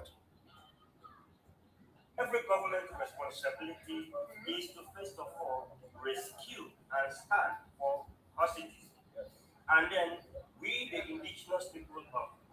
people of Biafra, indigenous people of Biafra, and then standing as the United States of Biafra, or a Biafrans as a whole, as general, we have been fighting because we have been, anybody that knows the history of. You see, when he was speaking, he tried as much as possible to include everybody. Because each time you are making a broadcast and defending Biafra and you try to segregate, you pass a wrong message. But as he was speaking, I'm happy that while he was speaking, he used that word, the indigenous people of Biafra, including everybody. Even when he came back to talk about the USBG, he realized that using that is going to extract some people from the discussion. He came back and said, it is about Biafra. That is the kind of way we are supposed to be reporting it. But some people, they keep on making it about themselves. You keep on making it about your group. And when you are doing that, you are distancing yourself from other people. You are distancing people from yourself. Let there be this idea of inclusion. That is why I have said it time again in my platform. I speak about Biafra restoration. Not anchoring myself under any group. I don't belong anywhere. I belong to Biafra. The Biafra that is under Mazi Nnamdi Kanu and our Prime Minister Mazi Simon Ekpa. In my program, whenever Chris Nwogu, the HOD of Biafra, of the HOD of IPOB, under Mazi Nnamdi Kanu, when he does a program, I promote the program. I play his program on my platform. I listen to his program. Every instruction that comes from him, I follow it because it is from Mazi Nnamdi Kanu. Likewise, Mazi Simon Ekpa, every instruction that has to do with Mazi Simon Ekpa, I follow it. More especially when I confirm it and say it is from Mazi Simon Ekpa. I play it. I follow it. If I don't confirm it, I will not. I will not. That is my way here. I pursue reality. Reality. When I see reality, I don't focus on your pictures or your hopes and dreams or opinion. No. It is good to have hope. It is good to have your own opinion. It is good to have your dream. But the reality will always be the reality. And that is where my focus is. Under Mazi Simon Ekpa, the Briggy is there. The USBG is there. But before I will talk about, when I see something that you have done, genuinely, with evidence, I will speak about it. In this case of Mazi Simon Ekpa, I know what Briggy did. I know what Bridget did. I attended most of their gatherings. And I have always been promoting the issue of Mazi Samonepa legal. I promoted it here, supporting the legal team of Mazi Samonepa. Because they did very well. The lawyer that was gotten from the United States, who is part of the technical team today, I promoted it. 2 people were brought from the United States into this very Finland. They came through the help of Dr. Bryson Okoma and his wife, Other Briggy. Dr. Masanga, I have always promoted his item here. Dr. Masanga is an independent man working for Mazi Simon Ekpa to make sure that his voice is heard because of the love he has for the Biafran struggle. He said it, even the last video he made, he still said it, that he's working independently as a humanitarian job for the love he has for Biafra and for the love for humanity, fairness, and the rule of law. Nobody is paying him. Nobody consulted him. He knows Mazi Simon Ekpa. He knows Mazi Nandekano. He knows what they stand for. Even when they were around, he promised them that he will promote the cause of Biafra. And that is what he's doing. He said it in his last video that he just did yesterday. But sometimes some of us will misunderstand. Some of us will take, because you hate somebody, when the person is talking about somebody else, you hate him the more. Some, you don't have any problem with anybody, but once you see that the person in your group is attacking that person, you hate that person without even listening to see if this person have done anything wrong or not. Just because somebody told you that this person is bad, he's bad because he's not promoting our group, he's bad because he's not part of our group, because he's there, he's not part of our group, you begin to condemn the person. That is arrant nonsense. It's the highest idiocy that I'm seeing. We must not have the same opinion. We must not be in the same group. Everybody have the right to work towards one agenda, one goal from different directions. Working towards one goal from different directions. I want us to listen to this. Let's hear him. Every government responsibility is to first of all rescue and stand for our citizens. And then we, the indigenous people of Biafra, indigenous people of Biafra, and then standing at the United States of Biafra, or Biafrans as a whole, as general, we have been fighting because we have been, anybody that knows the history of Biafra know that we have tried before to stay on our own, based on the execution, killings, atrocities that was going on in Nigeria against us. And we will not give up. The same way that the Finland didn't give up when they were fighting to separate from Russia. The same thing, we are not going to back up, no matter how long it takes. And finding someone who stand boldly and be demanding and crying and weeping and motivating, encouraging Biafrans and say, no matter the persecution, no matter the massacring, no matter the watching, we will stand on our own. Yes. And then this voice, the Finland, is trying to silence his voice. That's why we are here to show solidarity. First of all, to show solidarity, and then also to plead with Finland to release him. For us, let us continue what we are doing. What we are just wanting is just our freedom. Every human being have the right to live and have the right to see. Thank you. That was an amazing presentation. I love the way he presented it because he started very well, introduced indigenous people of Biafra. That is what I have said it before when I said that IPOB is our Anobi. You cannot run away from your Anobi. In Igbo land, you don't sell Anobi. You can sell any part of land, but that portion where your umbilical cord is being buried, you can't sell it. And that is IPOB. And when you see when he was speaking, he started from that. And he began to mention the USBG, and that was about bringing destruction. And he came back and he mentioned and said Biafra, so that nobody will look excluded. Nobody will look excluded. And you are reporting to an international body. You see, the person you are talking to is not a Biafra. More especially when we are talking to outsiders, present Biafra, leave group aside. present Biafra. When you talk about Biafra, present Biafra and keep your group by the side. Look at the lady she's talking there. Say, finish her. That look like our Prime Minister Samaneba wife or what, our lawyer that is speaking to them. So when you are speaking to people from outside, from other places that are not Biafrans, present your case in a manner that can be able to accommodate everybody. Don't segregate. The world is watching. They are watching you. They are watching me. Everything we say have an impact. Everything we say have an impact. It has an implication. That's why we must be very careful what we say. We must be very, very careful what we say at every given point in time. Because our word carries weight. Our word carries weight. So let's go to another video that we got. This one is also an interesting message from Master Simon Ekpa. A strong message again yesterday from Master Simon Ekpa.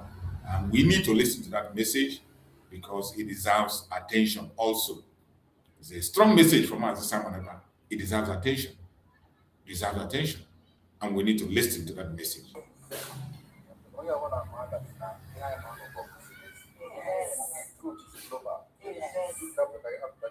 Yes. So, and we are going to win this. Amen. Did you hear that? Oh no, when I'm man, if I know we are fighting a righteous fight. We are fighting a good fight. The truth is global. The truth has come out and we are going to win. Simple. We are fighting a righteous cause. We are fighting a good fight. And we must continue to stand on that path. Because the truth is global. The truth cannot be hidden. The person you're watching there is Professor Chioma Goma whispering to our Prime Minister, Mazi Samoneba. I think this is the picture of the day, yesterday. This is one of the captions that captured the whole activities yesterday. This very caption is very important. This very caption is, among everything that happened in this very hearing, in all the meetings, this very caption is exceptional, it's extraordinary, and it has a message. This very caption has a message. It has a message. Every single one of us should wake up from our sleep. Forget about this, your divisions, claiming superiority, or that. We are one people, and the only purpose for which we are gathering and speaking is Biafra. The only purpose is Biafra. Professor Chioma has played a very important motherly role in this very journey. She has done a great job. Before this time, many people were castigating her, calling her names. Many people were attacking her. But see the way she came and ignored everything, worked with everybody, pretend as if nothing is happening, and playing a role of a mother. Before this time, many people were insulting her. They called her different kinds of names. And that is one of those things that I don't understand. Why will we derive joy in attacking each other? Why will we derive joy in destroying the image and names of our own people?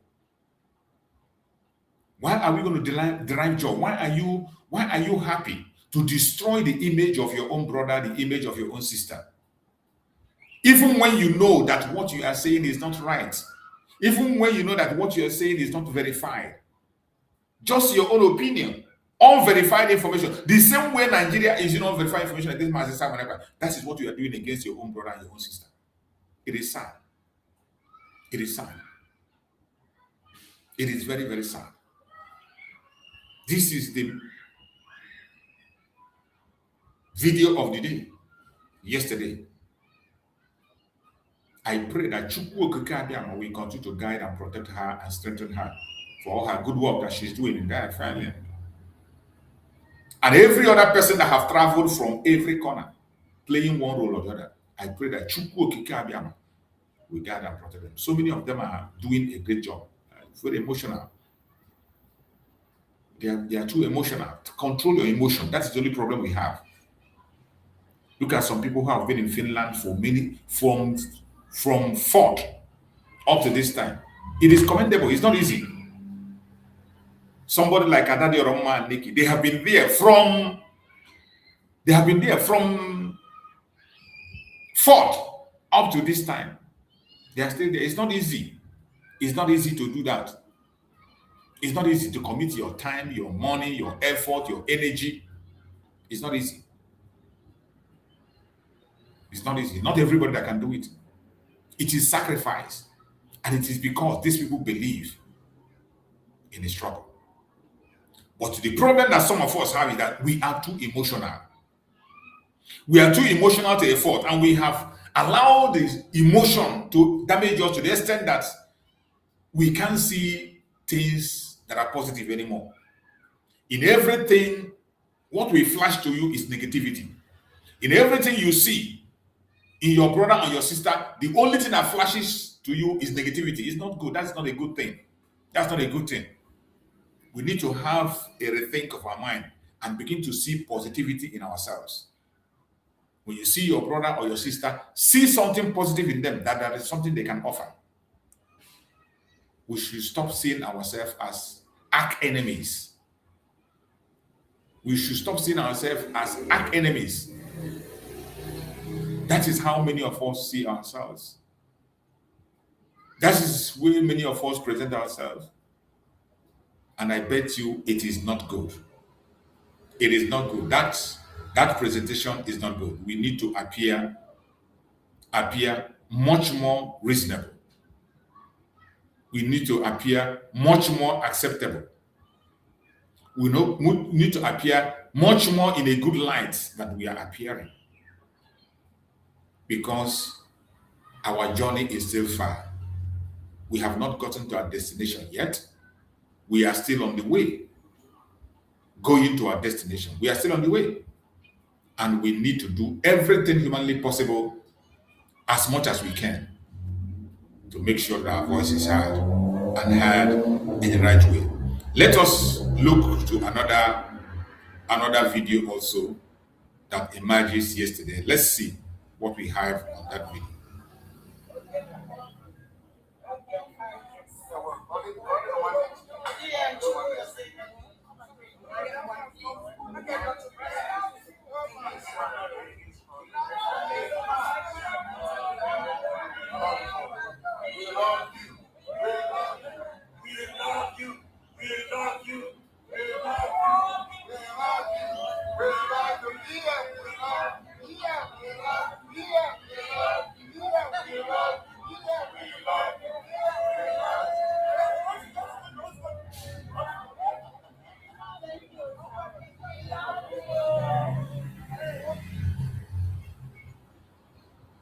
That was yesterday also.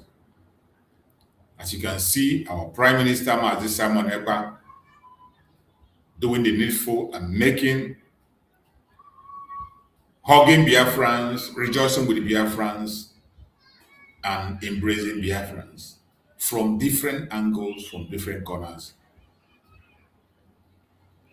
This is a Prime Minister for the Biafran people, not Prime Minister for a group, not Prime Minister for an individual, not Prime Minister for a particular person. He is the Prime Minister for the Biafran people. And we must always realize that.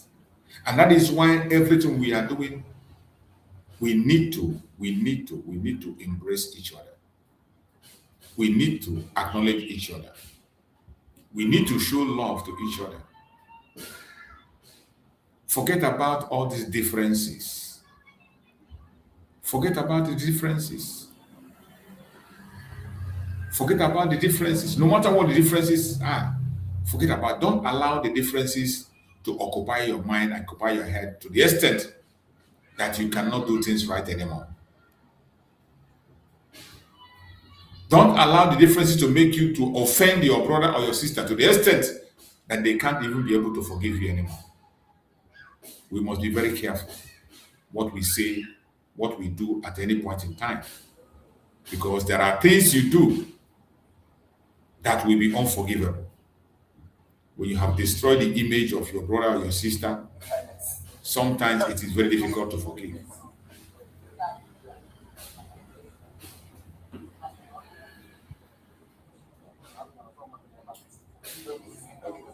These were extracts from yesterday.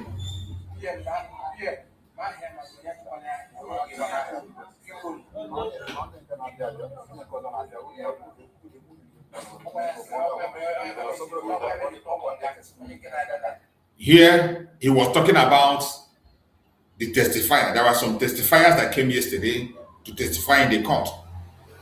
And when they testified, their testimony was the truth and nothing but the truth. And BIAFRANS, we are happy with that testimony. And after the testimony, some of them begin to approach them and ask them their name, what is your name, your number. You don't need to. That's what Master will tell them there is no need. Don't approach anybody to ask them anything or request anything from them. Allow the people that are testifying to testify. Whether you don't need to know their name, you don't need to know who you are. Chukwu Okekabiyama is doing his great job. And the man that came yesterday to testify, everything he said was the truth and nothing but the truth. And they were all on the favor of Master Simon. They were all in the favor of Master Simon, the testifier. And that is what Master was instructing them. Don't interrupt those who are testifying. Don't go and begin to interview them and ask them their names and all that. You don't need to do all that. You don't need to. Let's all remain disciplined in everything that we do. Because sometimes we overdo things out of emotion. Out of emotion, some of us, more especially our women, they can't control their emotion. We are too emotional in the issue of Biafra. So much emotion. And once we begin to operate only based on our emotion, we will make so much mistake. When you begin to work with your emotion alone, you make so much mistake. That is why Master Samuel gave you that advice. Let's listen.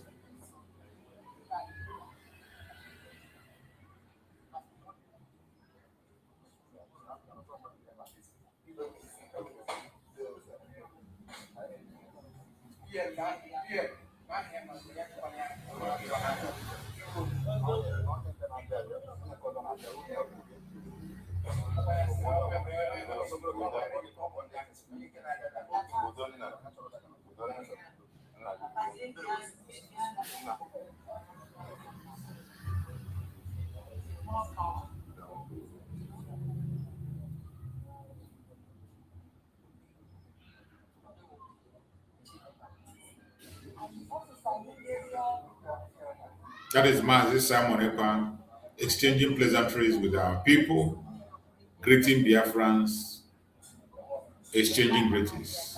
It is amazing. It is beautiful to look and see.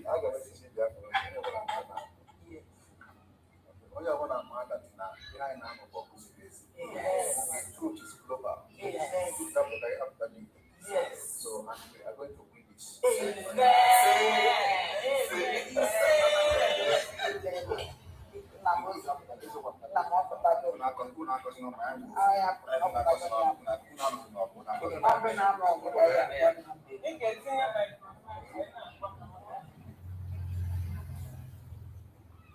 It is very, very amazing. Very, very amazing. I appreciate every one of you who have been in Finland supporting in one way or the other. Everyone that have been in Finland supporting in one way or the other. I appreciate every one of you. And I thank you all for being there. It is not easy. It is not easy to make that sacrifice and be in Finland. It is not easy. I applaud every one of us to continue to stay strong. We are going to win. Victory will definitely be ours. No matter what the enemies do, no matter how they try, at the end of the day, we shall be victorious. At the end of the day, we shall win. At the end of the day, Chukwu Okekabiyama will never allow us to see shame. So every one of us, we must continue to appreciate God for what He has done for us. We must continue to appreciate God. For it is not easy. It is not easy. It is not easy. Chukwu Okekabiyama have done a great job for us. And He is the one fighting the battle, not just us. It is not just about you, about me. It is not just about what we do. Though we are doing our own part as human beings, we are doing our own part. But Chukwu Okike Abiama has a lot to do. Chukwu Okike Abiama is doing a lot. He has been doing a lot, and he will continue to do a lot. So wherever you are, I urge you in the name of Chukwu Okike Abiama, don't wake up, stand on, just be on your knees and continue to pray for Master Simon Ekpa. It is not yet over until it is over. We know that everything is turning for our own good. We understand everything is turning for our own good. We appreciate that. We are happy for that. But all is not over yet. It is not yet over until it is over. It is not yet over until it's over. So we must continue to do our part. We must continue to do what we have to do. Every one of us, we must continue to support our Prime Minister, Master Simon Ekpa. We must continue to support his effort. If you can pray, pray. If you can fight, fight. Anything you can do, anything you can do to support Master Simon Ekpa, please start doing it now. Whatever you can do to support Master Simon Ekpa, do it. Don't relax. Remember, the demons we are fighting with are not relaxing. If you think Nigerian government are sleeping, they are not sleeping. You know, Nigerian government, they believe that money can solve everything. Whatever they cannot get through money, more money, they will pump into it. Whatever they cannot get through money, they will put more money. So that is why every one of us must be very, very careful.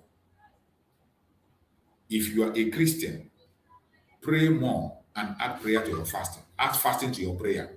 If you are a traditionalist, go and consult your oracle and continue to pray for Master Simon Ekpa. If you are a Jewish, pray in your Jewish way for Master Simon Ekpa. If you are a Muslim, pray for Master Simon Ekpa in your Muslim way.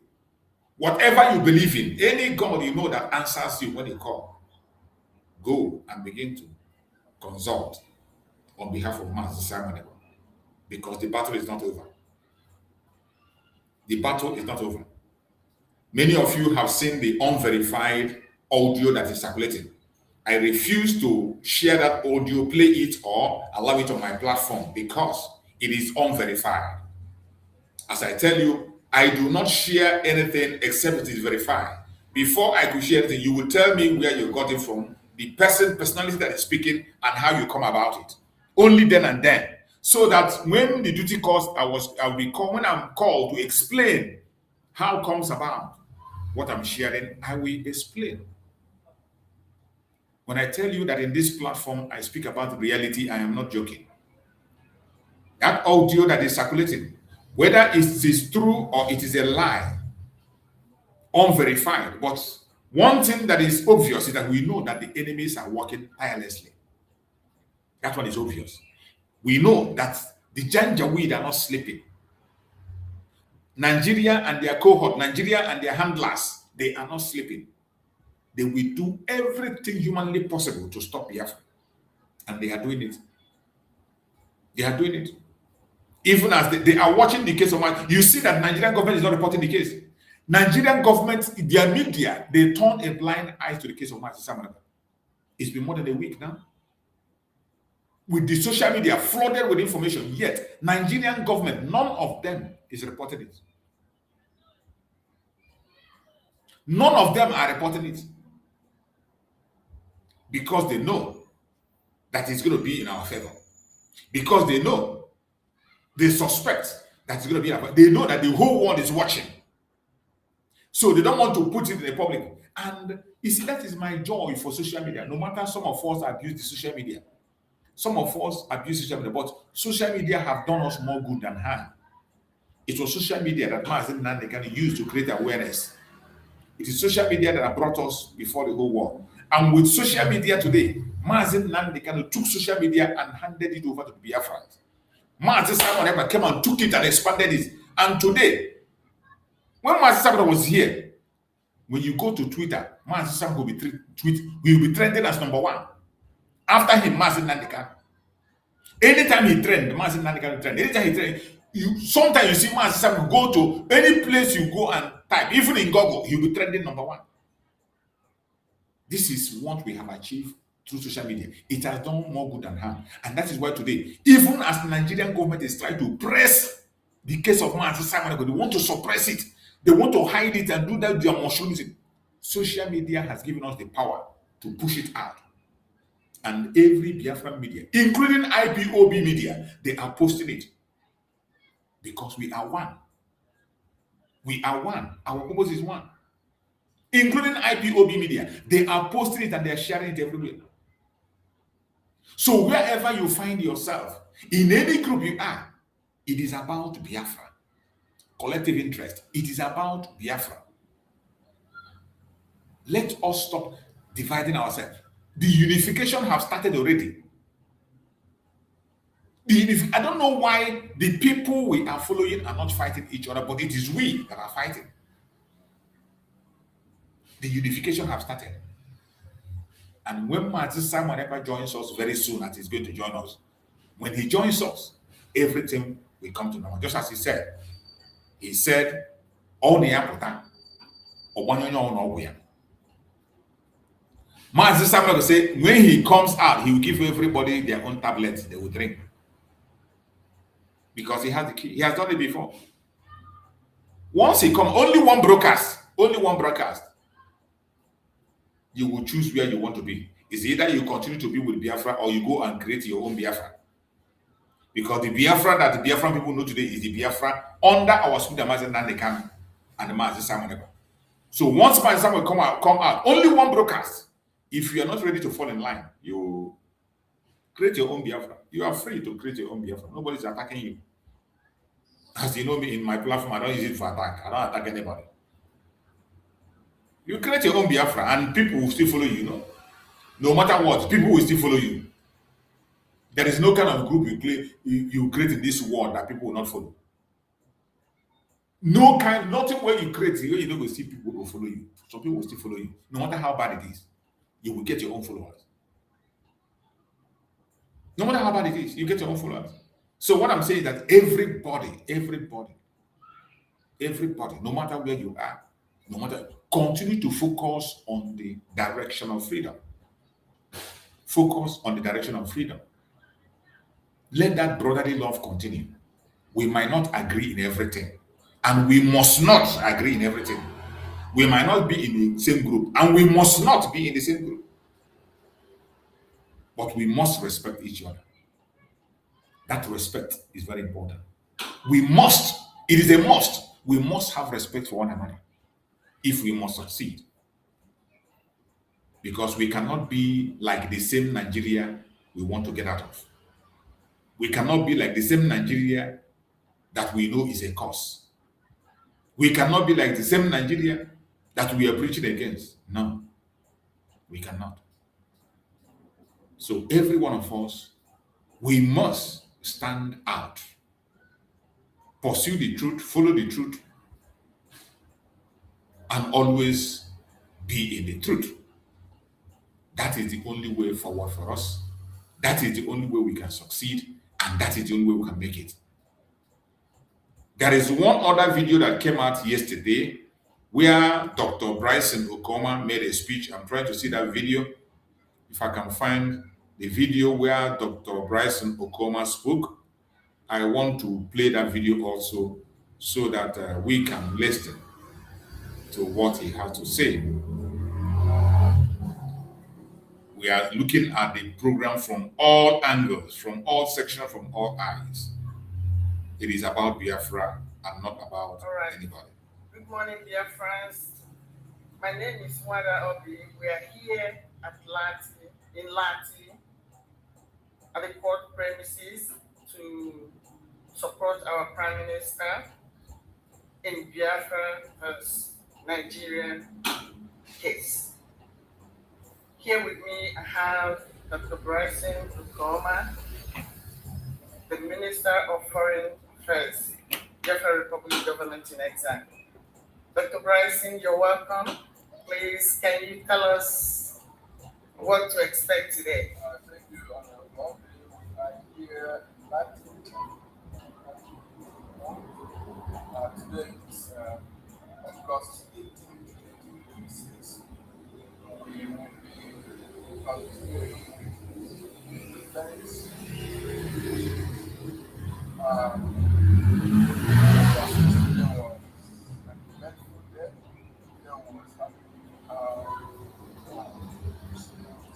when they will be a contribution. We may be seeing some of the releases today. And, this is a court proceeding that shouldn't have happened. Everything rests on Nigeria. Appear wouldn't have become an agitator if Nigeria had done simple thing, just protect the country from external aggression.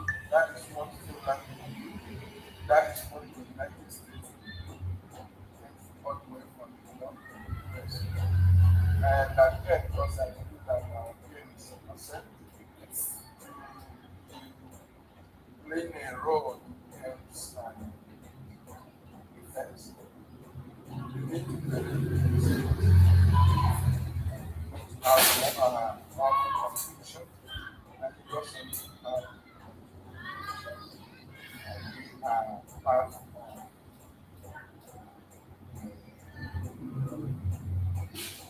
a built team that have values. So, just very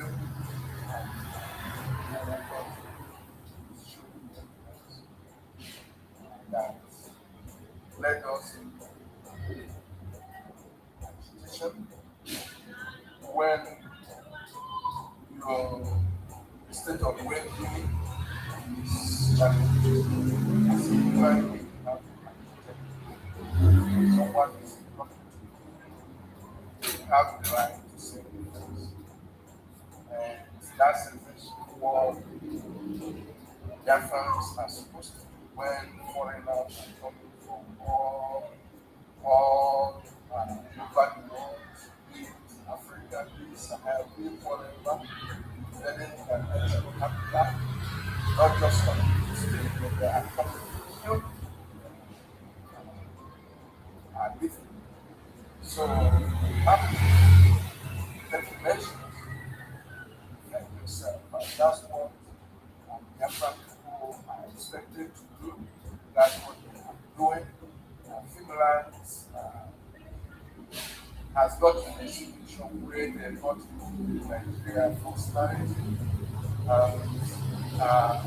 Now presenting them with the truth. And hopefully they are receptive to the truth. And if they are receptive to the truth, they will do only one: dismiss all the charges. Hopefully apologize to our opinion and also bring in compensation. And most importantly, then we expect them to also pronounce our right to self-determination, and that will be the best outcome. Thank you very much, Dr. Bryson. BIAFRANS are inside already waiting for the courtroom to be open. And after the court, we're going to update you. Thank you so much and see you later. Bye. That was an update from Dr. Bryson Okoma, the husband to Professor Chioma. Professor Chioma, the woman that was whispering to our Prime Minister, Mazi Simon Ekpa. They both did a very great job. In the case of Mazi Simon Ekpa, they have been fighting greatly, and they have been in the front line doing everything possible, both in providing evidence, helping Mazi Simon Ekpa and the legal team to provide evidence, also helping the technical team from outside. They are related to them, furnishing them with evidence and information. So they have done a great job, and we need to applaud them. We need to applaud them. This is not about group or whatever. It doesn't matter whether you are disagree with them or you don't disagree with them or you agree with them. It is up to you to disagree. But when somebody does something that is good, you have to commend them. In this case of Mazi Simon Ekpa, they have done amazingly well. They were able to bring delegates from the United States. Dr. Bryson was able to bring delegates, him and his wife, bring delegates, about two or three of them from the United States. And they were in Finland. They joined in the protest and they were there to witness the court. And the legal team, the lawyer that was consulted in the United States also is part of the technical team, doing his own job also, connecting to the lawyer of Mazi Simon Ekpa, Tony, in the courts to give him information and updates on what he needed. Just like Dr. Mazanga is doing on his own side, Dr. Mazanga is also there furnishing the Attorney Tommy with informations and updates. So these are things that people are doing, Biafrans and non-Biafrans coming together to make sure that there is fairness, to make sure that the rule of law is upheld. So when you see people that have done job, it is not, I'm not saying none of them is sent the video to me. They didn't send any video to me, neither did they tell me to talk about it. But when I saw what they were doing, I saw their presence before the court started. I saw their presence in the protest, and I'm seeing their presence in the court, even in the organization of how people conduct themselves, make sure that Biafrans are disciplined, no matter the area you are. That is that spirit of unification, that spirit of maturity. You saw even when he was conducting and coordinating the protest, every group were there, every group from different angles, people were there, and every one of them were carried along. He didn't come there to say, because you're not under me, because you're not with my group, you will not. He didn't say such a thing. Likewise in the court, when you see him bringing people in, arranging on how people goes in, they were not segregation. They were talking with everybody, hugging everybody, including those that blackmailed them and spoke lie about them. People that spoke lie against them, they were still there. They were still there with them and they were laughing. They were still there laughing. They were still there laughing, exchanging greetings. Nobody was angry for each other. That is that maturity I'm talking about. That is that unity of purpose I'm talking about. You might be on different group. I am in different group. You might have your own view. I have my view. You have your opinion. I have your opinion. But that will not make us to be enemies. Our different group and different opinion is not supposed to make us to be hostile to one another. We must not be hostile to one another simply because we are not in the same group, simply because we don't have the same opinion. You don't have to take somebody, your brother, your sister, as an enemy because he is on different level. No. We must learn to appreciate and accommodate each other. And Dr. Bryson Okoma and Professor Chioma Okoma have been able to demonstrate that understanding, that unification. They demonstrated it because they were the leading figure on everything that was happening in that very Finland, coordinated with people who are in Finland, our brothers and sisters who are in Finland, who also did a marvelous work. Our brothers in Finland, who on their own organized the protest. They have been going close to Mazi Simon Ekpa, doing everything as it's supposed to be. The people who were there with Mazi Simon Ekpa when he was around and they were holding meeting, they never left him. They were still there, working closely, organizing things. I appreciate every one of them. Every genuine Biafran under Mazi Simon Ekpa that has been doing wonderful work. May Chukwu Okike Abiyama continue to guide and protect them. May Chukwu Okike Abiyama continue to secure them. May Chukwu Okike Abiyama continue to bless them. Because it's not easy. There are people there in Finland who are close to Mazi Simon Ekpa. There are people there in Finland who knows Mazi Simon Ekpa, who have eaten with him, been with your brother, but they are not doing much. They are not doing much. They are not doing much. But people who are even far away than them are the ones carrying everything on their shoulder. Our brothers and sisters in Finland. Because they know it is about us. It is about our freedom. It is high time we keep away this group mentality and focus on the right thing. I have always been speaking and preaching about independent mind here. I have talked about independent mind in my platform. Don't be a sheepish follower. Even me, as I'm speaking here, don't just take my word as I say it. Go and verify. When you join me on my program, after listening to me, on your own time, you go and verify. This phone we have in our hands can take us to around the whole world in a minute. With your phone, you can travel the whole world in a minute. It is not difficult. Everything has been made easy. The information you are searching for is there. The only thing that some of us are so lazy. We are very lazy. Very lazy to a fault. We don't want to look into things. We don't even want to try even a little bit. We don't even want to make a step. All you do is that when you go to a platform, they tell you something, you're wrong with it. You don't even confirm if what you had is truth or lie. And because of what they told you, you begin to hate your brother. You begin to hate your sister, even when the information you are having is not verified. Even when the information that is making you to hate your brother and your sister is not verified. When I see such things, it is heartbreaking. I must tell you, it is heartbreaking when I see some attitude of our people. Some of us cannot think beyond our noses. Some of us believe falsehood. And you hate somebody because of what you are told. Even when the information you have is not right, yet you hate your brother, you hate your sister. It is time for us to show love. Show love to your brother, show love to your sister. No matter our differences, love wins. If we are united, the way we are united in supporting Master Simon Ekpa, the journey will be much more easier.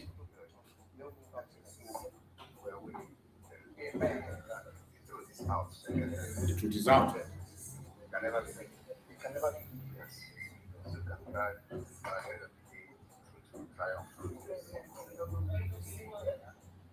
Definitely, we are winning. We are winning. The truth will triumph. Just like he said. We are winning and we have won. And there is nothing the enemies can do. What we are supposed to do is to be celebrating our victory. We are supposed to be celebrating our victory. But even in the midst of this celebration, some of us are still busy thinking about group. Some of us are still busy thinking about group. We need to outgrow that group mentality. We need to outgrow group mentality and focus on the things that matters. The battle before us is a very, very, very heavy one. Our enemies are not joking. You think they are joking? Our enemies are not joking. Our enemies are not joking. They are ready to put everything on the line to stop us. I don't know why it is difficult for you people to understand. The people we are fighting against, they are not joking. While you are sleeping and busy, spending your time to attack your brother and your sister, they are busy preparing their evil. But by the special grace of Chukwuka, they will not succeed, because we have more people that are on their knees praying for Master Simon Ekpa than you can ever imagine. We have more people on their knees praying for Master Simon Ekpa. We have much more people on their knees praying for Master Simon Ekpa. We have much more people on their knees praying for Master Simon Ekpa. And because we have much more people on their knees praying for him, nothing will happen to Master Simon Ekpa. Nothing will happen to him. No matter what the enemy does, no matter how they try, no matter their propaganda and their blackmail, it will never work. We have more people that is on their knees praying for Master Simon Ekpa. We have orphans praying for him. We have orphans who are on their knees praying for Master Simon Ekpa. We have widows who are praying for him. We have widowers praying for him. We have clergymen praying for him. We have native doctors praying for him. We have spiritualists that are praying for him. We will all be heard. Do not relent in your effort. Continue to fight any way you can. Are we going to win this battle? Definitely we will win the battle.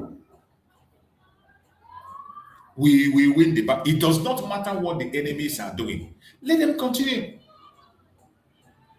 We will only have problem when we allow ourselves to be distracted. If we are not distracted, we are praying for him, doing our own part. Forget them. They will get tired. They will get tired. Let them continue their propaganda and black. They will get tired. Now today, the same way he's fighting today, defending Biafra, Mazen Nandekano is also fighting in Nigeria. Nigeria is not a country that anybody should rely on. And that is why everybody is surprised. Finland, of all people, Finland is a well-respected country in the world.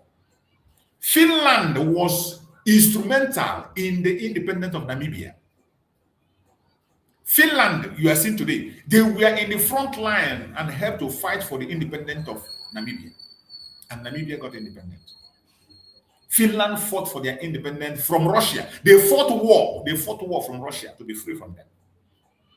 Finland have been supporting anything that has to do with the human rights across the world. Finland's record on human rights is top-notch. Their record on human rights is top-notch. Their record on the rule of law is top-notch. That was why Martin Samuel said, I will bring Finland to Biafra land. Before you see somebody like Martin Simon Ekpa, with all the knowledge and wisdom he has, say, I will bring Finland to Biafra land. There is something he saw. There is something he saw. It's not a joke. He was not saying it to praise them. No. He was not saying it to elevate them. No. There was something he saw that made him say, I will bring Finland to Biafra land. Master Samuel trusted in Finland so much that when he comes in Biafra program, he will sing the national anthem of Biafra and sing the national anthem of Finland. Do you know it was a Finnish man that composed the national anthem of Biafra? A Finnish man. It is a Finnish man. And yet, look at what we are seeing today. Finland that you're looking at suspended the building of a cathedral, church cathedral. Finland suspended building a cathedral. Instead, they sent the money for the cathedral to Biafra land during the war. During this Biafran Civil War, they say they can't be building cathedral while innocent people are dying. They suspend up to today. Master Simon Ekpa played that cathedral in his. I will look for that program and pray where he showed that cathedral. Master Simon Ekpa made a program where he showed the cathedral is still there. Inside the cathedral, you see where they wrote Biafra. It is still there, suspended. During the Civil War, even their children lunch money was taken to send to Biafra land to feed our children. The lunch money of the Finnish children was suspended and was sent to Biafra land to feed children. There are many Finnish people who were serving as a humanitarian workers in Biafra land during the Civil War. There are people from Finland who were serving as humanitarian workers in Finland. One of them is a woman, she's now old. And I have played her video on some occasion here. That Master Samuel invited her when the Igbos were doing Igbo Day in Finland. She was a woman who served in Biafra land during the Civil War. I am saying this to let you know that Finland, our story is not strange to them. The Biafran story is not strange to Finland. It's not strange. They have our story firsthand. But as you always know, when the Pharaoh that does not know Joseph came, things change. Joseph has to be thrown away from the palace and he ran for his life. When the Pharaoh that doesn't know Joseph came, things changed. That's what transpired. Nigeria came with their corruption, and the Lextop fought for it.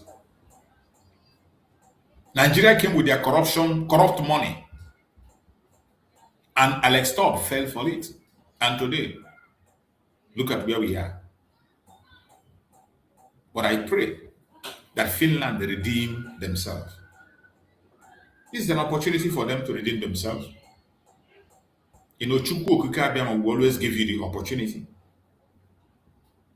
over and over again. And when you abuse that opportunity, when things begin to happen, you will have nobody to blame than yourself. And I believe that Chukwu Okike Abiyama have given them the opportunity to make things right. So the Finland authority, the ball is on their court to make things right. The ball is on their court to straighten the crooked way. The ball is on their court to expel the evil that have penetrated into their system. There is nothing that comes in contact with Nigeria and remains the same. Never. Nothing comes in contact with Nigeria and remains the same. You see what they are doing in the United States. Nigeria were able to penetrate Donald Trump camp to slow down the actions that is coming from the United States. You see what they did? Christian genocide in Nigeria, that Donald Trump sent envoy to Nigeria, and they came down to Nigeria and they saw things with their eyes. They went to IDP camp and saw people who were born in IDP camp. They grow in IDP, they marry in IDP camp, and they stay there. People who lost their entire family, who lost their children, their husbands, they met them in IDP camp. Christians. But yet, Nigerian government was able to unleash $9 million. They were able to unleash $9 million to lawmakers in the United States to calm down that very move. Today, did you see how slowly everything is dying down? When that issue started, everybody was outraged.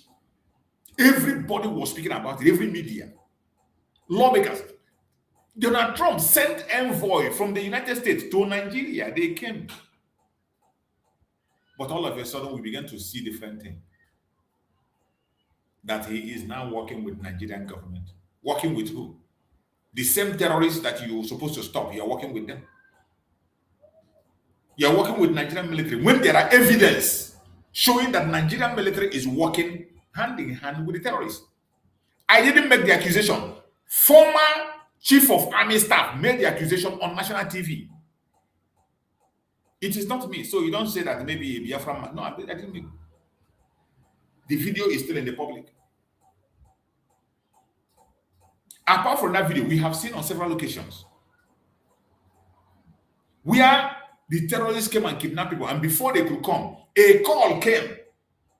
A call came from the authorities and told the security men to move out. And immediately the security men move away from the security post, the terrorists will come back and kidnap people. They told us they were going to investigate where that call came. Up to today, Musa could not be able to mention where that call came from. The defense minister, up to today, cannot be able to explain who made that call to remove the military from their posts and allow the terrorists to come and kidnap innocent children in their school. Till date, there is no explanation to that. Even their journalists don't have the balls to question that anymore. We have seen on several occasions where the terrorists will be attacking a village. The villagers will be calling on the military. They will not come.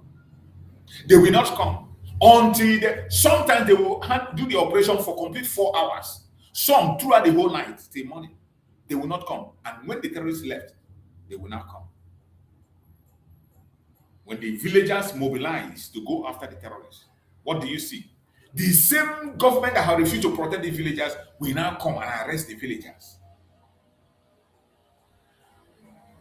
Which sane country will be working with this kind of military? With this information to the public, United States, is one of the most advanced country in the world, if not the most advanced country in the world. Every single information, they will have it through your bedroom. They have it. So there is nothing I'm saying here that they don't know. The hijack of Nigerian government and the infiltration of the terrorists was first of all announced by the US before we begin to talk about it. Master Samuel made a program where a commanding general, talked about the way terrorists are planning to have a coalition in Nigeria and take over. So the United States of America has more information than you and I have. But all of a sudden, after the $9 million release to the United States, the same US will come out and tell you that they are working with the Nigerian government. They are working with the Nigerian military. The same military that have reintegrated terrorists in their midst. The same military that fellow military men are crying that their fellow military men are shooting them from the back. Nigerian military men are confessing that their fellow military men shoot them from the back while they are in action. Some of them are resigning because of the way they have been infiltrated with the terrorists. And the United States will boldly say they are working with Nigeria. And look at what is happening. Last time they came and told us that they killed somebody, and the person they say they killed has been killed 4 years ago. That is how Nigeria disgraces anything that comes to it. That was a disgrace to the United States of America. Is either that Nigeria lied, they killed that person long ago, or that the United States lied. But was anybody able to clear that? Nobody cleared it. We did not see the cops. We did not see the pictures or the video of how the person was murdered. There was just a video I saw before I came online of the chief terrorist in Burkina or Mali. One of the chief terrorists was murdered, and they got the video. They show the video live of the man. They show his corpse and the video. They show it. So you wouldn't come tomorrow and say the person have killed before is still alive. But in Nigeria, when they come, you go to the media, they say, 300 terrorists surrendered. 400 terrorists have been captured. Oh, we have taken over. All for mouth. You can never see evidence. But the terrorists will invade the barrack and they will show evidence. Terrorists will invade barrack, cut away with all their ammunition and weapons, and they will show evidence. Terrorists will kidnap, remove the head of people, and they will show evidence. A country that negotiates with terrorists every time, not once, not twice, not thrice. A country that will use their own, they use a jet to go and drop ransom money for terrorists in cash. Everything I'm saying here, some of you think that maybe because I'm saying it on social media, it's a YouTube something. No. Everything I'm saying, there is an evidence in their own conventional media of the confession. Most of you saw the confession that Baba Ahmed made. The other one they call Baba Ahmed. That Mauritanian man that is claiming to be a Nigerian. One of the terrorists. Baba Ahmed. When he was talking about how they paid ransom to free his cousin. It was discussed on national TV how they paid ransom. This is the country they want us to be part of. Recently, we saw somebody come and make accusation. And after making that accusation, instead of the country to investigate, they arrested the whistleblower. A whistleblower came out and mentioned the name of a lawmaker, Ndume. Ndume was the one that is superheading the arrangement of payment of ransom. And one of the testimonies that they collected 5 billion from the federal government to give to the terrorists. And they went and gave terrorists 1.9. They gave terrorists 1.9 billion naira and they took 3.1 to themselves. When the whistleblower blew the whistle, instead of going to investigate or arresting the man, what did they do? They arrested the whistleblower. The DSS arrested the whistleblower and accused him of leaking information. In that ransom payment, the whistleblower named Ali Ndume, a lawmaker. He mentioned the NSA, National Security Advisor, Nuhu Ribadu. They were mentioned in ransom payment to terrorists. A ransom of 5 billion. And when they collected the 5 billion, they reduced it and gave the terrorists 1.9, and they keep 3.1 to themselves. This is just one out of many. Do you know how many billions we are paid for the Kwara people that they were released? Initially, they said they rescued Kwara people. But when the Kwara victims begin to speak, it became very clear that no rescue was done. No rescue was done. They first of all said that they lost one soldier in the fire in the quest for rescue, and it was debunked. English Alhaji came and gave the update that the man they said that was killed was not killed in that rescue. He was ambushed on a different place, not for that rescue. They made exchange. They did their necessary exchanges, and then those Kwara people were released. And so many other places where they have paid ransom. In this same Nigeria we are talking about, the government is still negotiating with terrorists till tomorrow. They wanted terrorists, they hold meeting with the government on the table. Even they order the government, when you are coming, don't come with your uniform, don't come with soldiers. They take the life of soldiers and police and they wear their uniform and come to sit in the meeting with the government. This is happening in Nigeria, the country that Finland is taking information from. This is happening in a country that Finland is listening to. A country that took information and gave to Finland that they're using to pursue Manchester Maneba. And the person that planned and organized this information today is also facing a terrorism case in Nigeria. AK-47 was found in his house. He is being charged for sponsorship of terrorism in that same Nigeria today as we speak. The person that gave them information. The person that orchestrated all this thing was part of the kidnap of Mazen Nnamdi Kanu in Kenya and the extraordinary regime, which is against international law. And most importantly, Nigeria does not obey its own law, let alone international law. How can Finland, of all people, a respected country like Finland that follows human rights, how can you take information from a lawless country that does not obey human rights, does not obey the rule of law, does not obey their own law, let alone international law? How can you arrest your citizen, sentence your citizen based on unverified information? And today, as we speak, from the beginning until the prosecution council closed their case, there was no testimony from anybody on the side of Nigeria. Nobody came to testify. Bianca Ono did not go to testify. Internal Affairs Minister did not go. These are people who went to plan the secret extradition of Martin Simon and it failed. These are the people who went and contracted a company that manufactured the information they are using against Martin Simon. These are the people who are sponsoring false flag in Biafra land to indict Martin Simon. Now the case has begun. Come and testify. Come and defend your accusation. Nobody saw them. They disappeared. From the beginning of the prosecution until the prosecution closed their case, they did not come to testify. And today, the defense counsel is doing their job excellently well. Yesterday, there were testimony. There were people who were called up to testify yesterday. And their testimony was top-notch. And their testimony was also on our favor. They didn't come there to lie.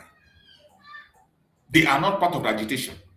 These are people on their own, individuals on their own. They are not part of agitation. These are people, legitimate people on their own with information, classified information. They were in the court yesterday to say the truth and nothing but the truth.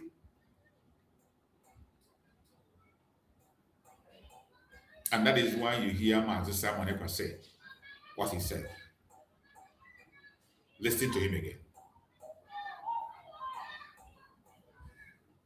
That was why Master Simon Ekpa said what he said. Listen to him.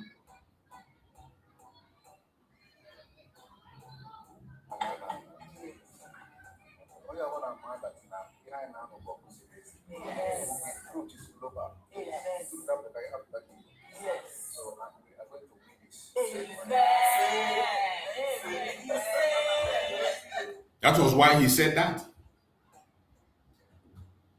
That was why he said what he said yesterday. If I now know what goes lazy, the truth is out and you cannot hide the truth. Once you are standing on it, is the people that have problem is when you lie one lie, you need 1,000 lies to back up the lie. Even 1,000 lies will not be enough because anytime you are being caught up, you need to manufacture a new lie. But when you say the truth stands out, no matter how long it takes. Anytime you talk it, call it up, it will just say it's the way it is. You don't need to think. When you are standing on the truth, even if you are sleeping and they wake you up, all you need to do is to repeat the same thing you said before. You don't need to manufacture anything. And I bet you the truth have come to stay. And there is nothing anybody can do. By the special grace of Chukwu Okike Abiama, we are praying that the Chukwu Okike Abiama will arrest the Finland authorities and their government and make them realize that everything is not about the economy, everything is not about exchange. You cannot exchange humanity for economic interest. Finland must not exchange humanity with economic interest. Let the rule of law take place. Let fairness be had.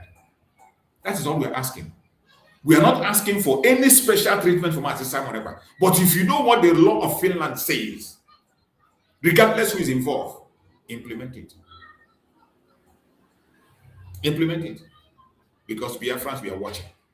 Just like Dr. Masanga said yesterday, it doesn't end here. If you refuse to do the right thing, we are going to take you to ICC where you are going to do the right thing. We are going to take you to International Criminal Court where it doesn't end here.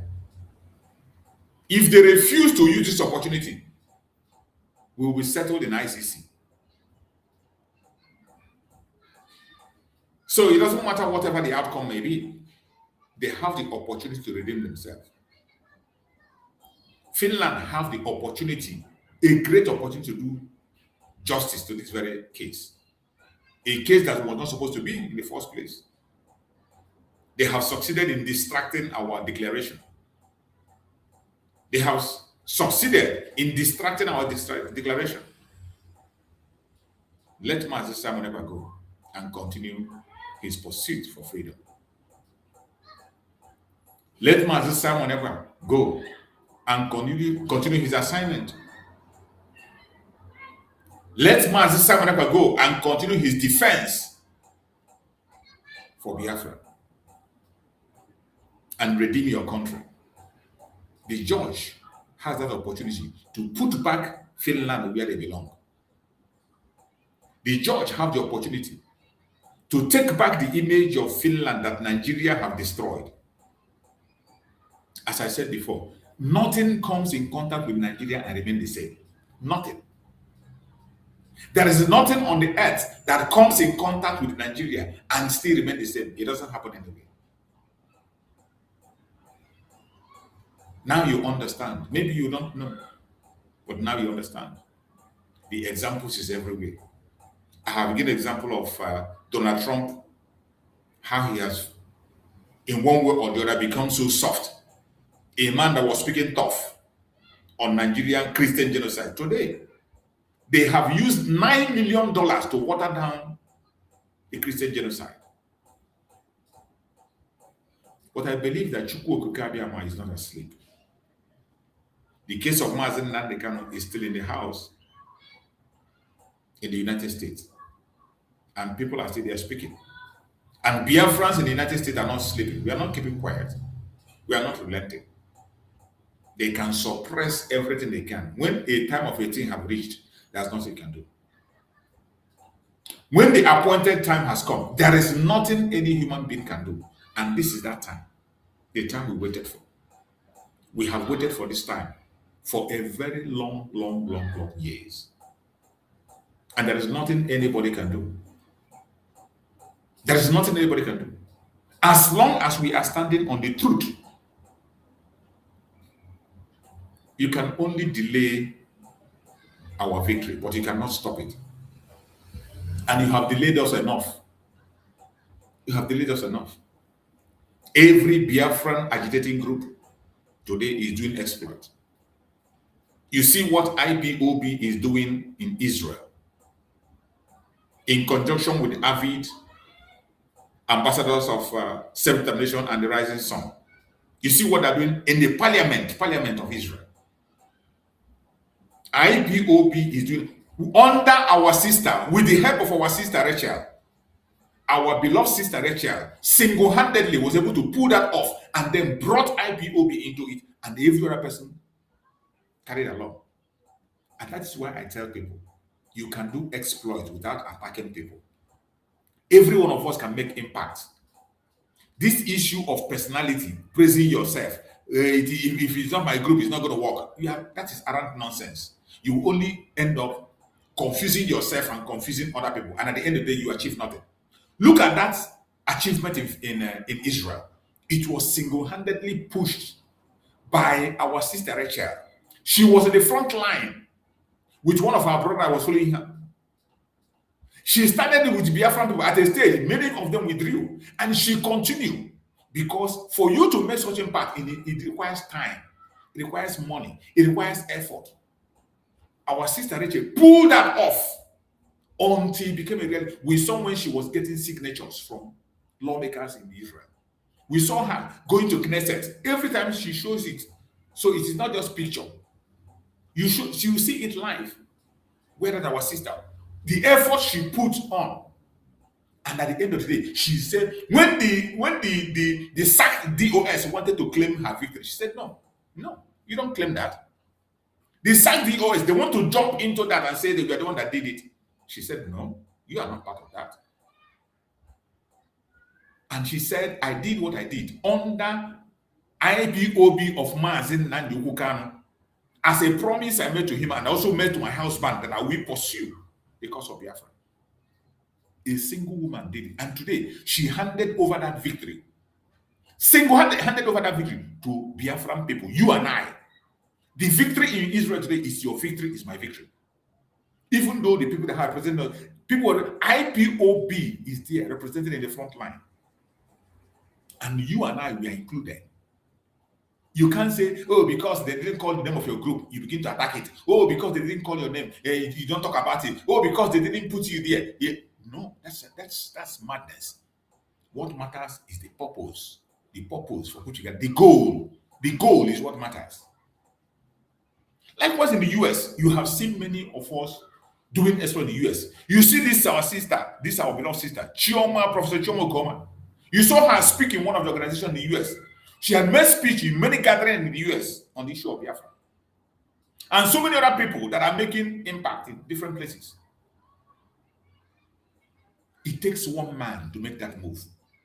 Look at Biafra today before the whole world. It took man Simon Ekpa to carry Biafra to this level that we are today now. On internet, facing the court on international level. Ready to enter into ICC. It took one man sacrificing everything, sacrifice his career, his life, everything. He abandoned every luxury. And he is in the court today for you, for me. It takes one man. That is why we must appreciate each other. If you know that area, you can make impact. That area, you know that this is where I understand very well. This is where I perform very well. Go there and begin to make impact. Now, not tomorrow. Stop gossiping. Stop talking about irrelevant issues. We must focus because the war ahead of us must be won. We must win this battle ahead of us. our enemies are not joking. Even when we are playing around and joking, they are not joking. They are not. You are the one playing around, but our enemies are not playing. So, my fellow Biafrans, every one of you that is out there today and you join us on this program, if you have not liked or shared this program, you are part of the problem. Like this program, share it. Don't join those who are attacking our platform. If you are one of those attacking this platform, desist. If you don't desist, what will happen to you, I will not tell you. What will happen to you, I will not tell you. And when it starts happening, you will not see any place to go and apologize. If you are among those attacking my platform, reporting my platform, reporting my messages, scamming or spamming my message, if you are one of those, desist. If you don't, whatever happened to you, you will be responsible for it. This is the first time I'm making this warning. Because I know them. Those that come to spam my program, to attack my platform, reporting, your report cannot bring this platform down because it's a platform that stands on the truth, built on the truth. Wherever you are, like the program, share it, give a thumbs up, touch the notification bell so that when I come online, you'll be notified. Because some of you do not start. If you start with us, you can understand the content of the program. If you don't start, some will not start with you, but they will just come and jump in and they begin to make a comment that doesn't add water. It is important that you join us, begin with us, so that we understand the content of the program. Very important. May Chukwu Okike Abiama guide and protect everyone. Remember, there was no court today. Today is a resting day. In the case of Master Simon Ekpa, the judges and the courts and our fellow Biafrans who are there, they are resting today. There is no court today. The major D-Day we are expecting is Friday. We are still going to be here tomorrow. Tomorrow, I think, I'm going to get the update of tomorrow, what's going to happen tomorrow. But today, there is no court. But Friday is the major one. Friday is the major one. That is the cocoa of the whole thing. That day, Master Simon Ekpa, this time it is not his lawyers, it is not his legal team, it is he himself, Master Simon Ekpa, will stand up on the podium to put this down. And you trust Master Simon Ekpa. Remember, it was his exposition that crumbled Nigeria.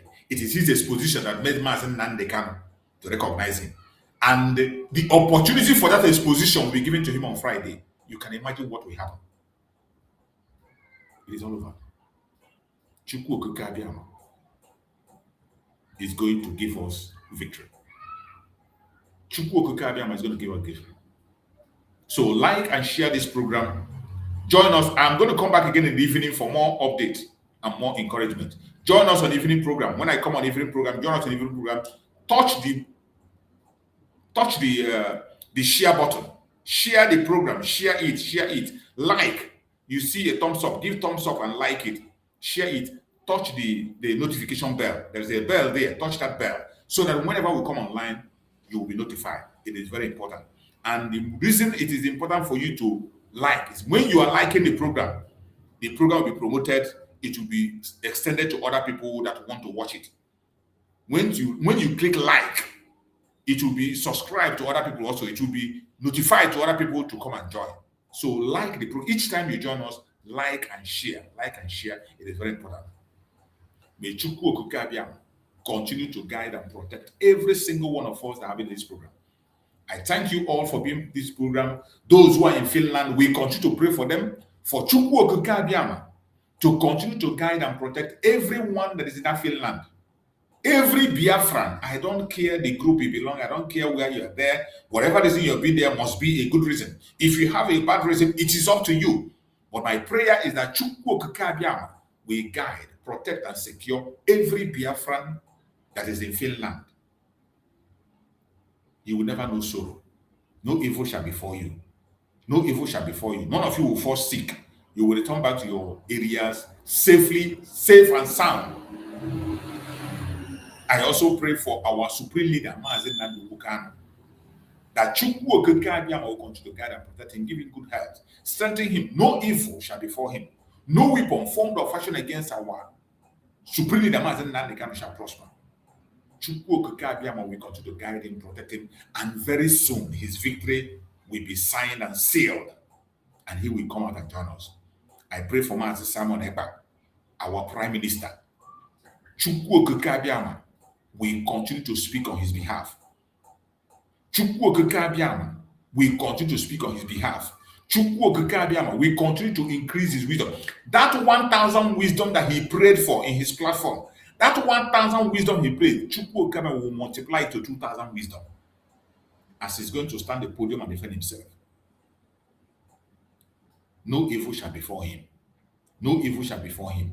No evil shall befall him. He will join us very soon. No weapon formed or fashioned against us as Biafrans. Biafrans across the world, wherever you are watching this program from, no evil shall befall you. Chukwu Okike Abiyama will give us our freedom. No weapon formed or fashioned against us shall prosper. No weapon formed or fashioned against our Supreme Damazin Nandekano shall prosper. No weapon formed or fashioned against our Prime Minister Mazin Simon Ekpa shall prosper. Thank you so much for watching. Thank you so much for being part of this program. I am going to play another video of Master Simon Ekpa at the end of this intro. After this intro, I'm going to leave and then put on the program of Master Simon Ekpa, one of his early messages, old message as early as 2020s. I want you to listen for you to understand that Master Simon Ekpa did not just jump into Biafra. He knows what he's doing. He knows what he's doing. That is why I am going back to bring those messages. So you wouldn't think that he just come out from some angle without an experience, without anything. He just jumped into the struggle. That is why I am going back to dig out messages that he preached as far back as 2020. I'm going to play them so that you can be able to follow and understand that the battle has just begun and we are going to win this battle no matter how. Thank you so much for watching and see you again in the evening by the grace of God. While you sit behind and watch the program.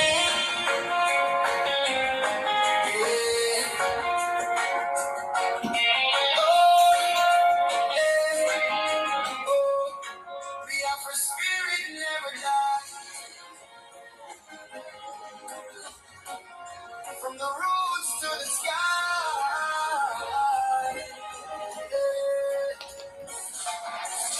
in the silence of the night, we still call your name.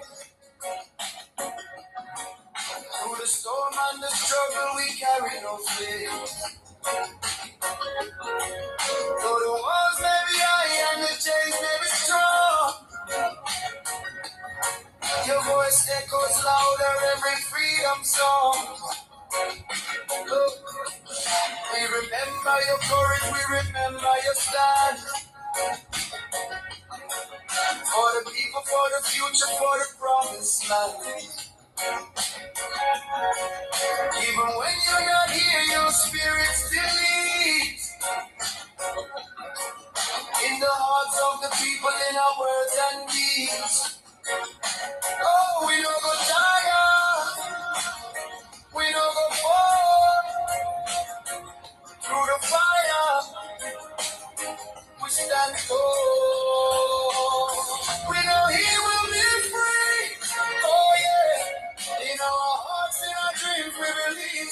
Simon Ekpa, we call your name. See you again. Born for the flame. We know he will be free. One day, through the night, we go see better day. We miss your voice, your guiding light. But your spirit keeps the fire burning bright. From the streets to the villages, the message go round. Every voice, every soul in a freedom sound. No prison can silence what the truth has begun. Like the rising of the moon and the shining of the sun. Hey, they can try to hold you down, but they don't understand. This is bigger than a man, it's the cry of a lion. From the elders to the youth, everybody know. Freedom is a seed and it's already grown.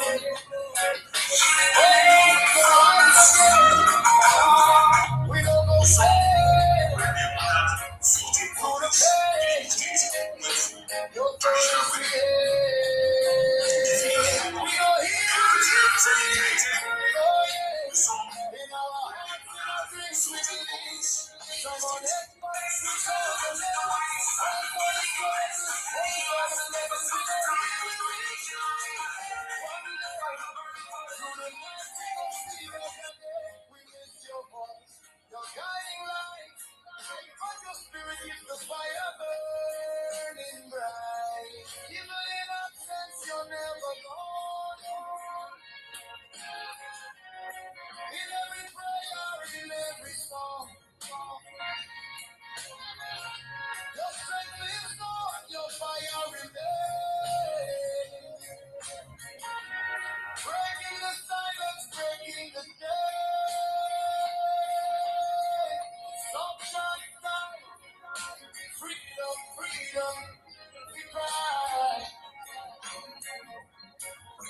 Freedom, freedom, we rise.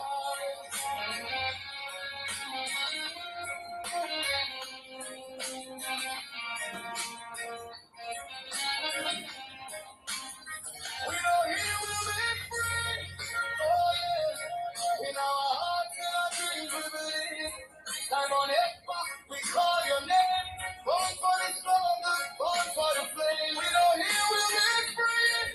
One day, through the night we gonna see better days. We miss your presence. Heal the light. And together we go win this fight. He will be free. He will be free. Biafra spirit let.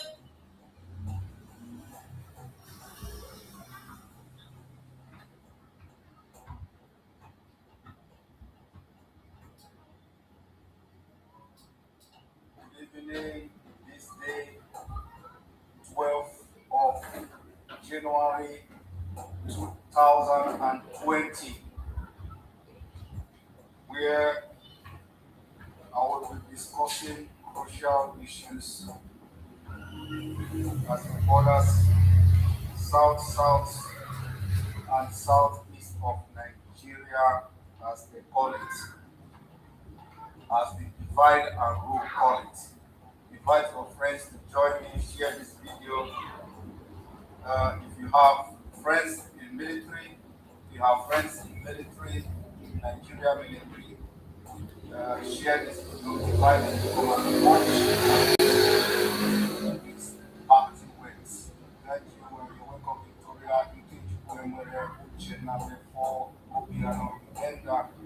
welcome to join me, Emma Gold. Today, if you know you have any military personnel as a friend serving in Nigeria Army, invite him to watch this video. Invite him to watch this live broadcast. Thank you, Danny C. Jerry Nickname. Thank you for joining me. Victor Rescue, thank you for joining me. And those people calling me, please stop calling me for Christ's sake. And thank you for joining me. I'll be waiting for 500 viewers and we start. We may not have much time, but 500 viewers. Expecting and as soon as we get 500 viewers, we will start this bombshell that will touch the minds of everyone serving in Nigeria military. Every mind, every soul, every person will be touched this evening, so that by the time you hear Biafra referendum, by the time you hear people chanting Biafra, you will take your AK-47 and hide it. As a military man, if you hear people chanting Nigeria disintegration, you will know that the oath you have taken, the oath of allegiance you took, has expired, and all you should do by then is to take your AK-47. Thank you, Mrs. 500. 500 viewers. You're welcome this day, 12th of January 2020, where the awareness for Nigeria disintegration and awareness for Biafra restoration continue. Today I am going to discuss the security issues as the border on South-South and South-East, as they call it, which are Biafra land. So in conclusion, the South-South and South-East are Biafra land, and today I am going to discuss the security issue as it borders on them. Will all of us know what has happened in Yoruba land? The Yoruba land was the target, the main target of this jihad, of these terrorist herdsmen sponsored by the North and the Nigerian government. So the Yoruba has come and they have done the needful as we cried. They listened, the elder of the Yorubas, they listened to our cry, and there is need for them to set up a security outfit called Amotekon, which has sparked a lot of controversy, a lot of criticism only from the northern Fulani people and the federal government controlled by terrorist Fulanis. Only them are criticizing Yorubas for setting up this commendable security outfit to combat atrocities that has been happening in Yoruba land, to combat the crime being sponsored by this present government that has seen the leader of our Fenifere daughter being murdered in cold blood. And that was the first thing to ever happen in Yoruba history. For a daughter of our Fenifere leader, a Yoruba leader, to be murdered, and nobody was held accountable, nobody was arrested in Yoruba soil. And these are one of the things that has happened, a lot of atrocities we cannot even mention that has happened in Yoruba land, including the Fulani coming to Yoruba land to set up their own security vigilante group. But that has put into rest now, because the Amotekon, I believe and I have so much trust in them, will do the needful. Now we are focusing to South-South and South-East, as the threats will now increase in the South-East and part of South-South. From our own intelligence gathering, there are a heavy presence of Fulani militant group in Benin, in Edo State. Part of Edo State forest has been invaded by Fulani terrorists, jihadists. They are focusing on the South-South and South-East of Nigeria, and from our intelligence, they are multiplying now. Just within 2 weeks, they have increased the number in those states. To be precise, between the forests, between the old toll gates down to the new bypass, those forests have a heavy presence of Fulani jihadist fighters. Today, as I speak to you, so I am calling on Edo State Governor, I am calling on South governors. I know there is political tension in Edo State at the moment, but there is nothing more important than the security of life and property of your people. So, Edo State Governor, I am calling on you with your counterparts in the South-South to go into action and set up your security outfits in South-South, especially the Edo State now is under fire. And nobody knows exactly why within these 2 weeks we have a heavy presence of militia herdsmen in that forest. I am calling on you, Edo State Governor, to send security or send some intelligence into this forest, and you will confirm in the thick forest, you will confirm that they have a militia base and they have a lot of armories in that forest. The forest between the old toll gate from that toll gate till the Benin bypass. Those forests, as I speak to you, I don't think anybody will go there and come back alive. So, a Edo State Governor, you have to swing into action. The same thing will probably goes to Delta State.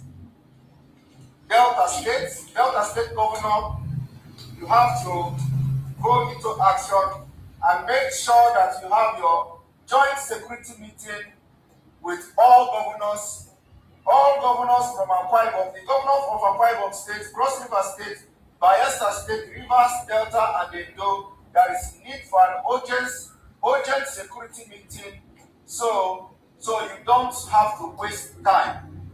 And as Yorubas have instituted their own security, only that alone have given some Fulanis the chase of their life, and they are now focusing on the south, and southeast. But as I speak to you now, for the last 2 weeks, Fulanis have invaded that forest, and we don't know exactly what their aim is, and of course everybody knows exactly what their aims are. Their aims are nothing other than killing people and grabbing the land that doesn't belong to them, and the Fulanization of Nigeria.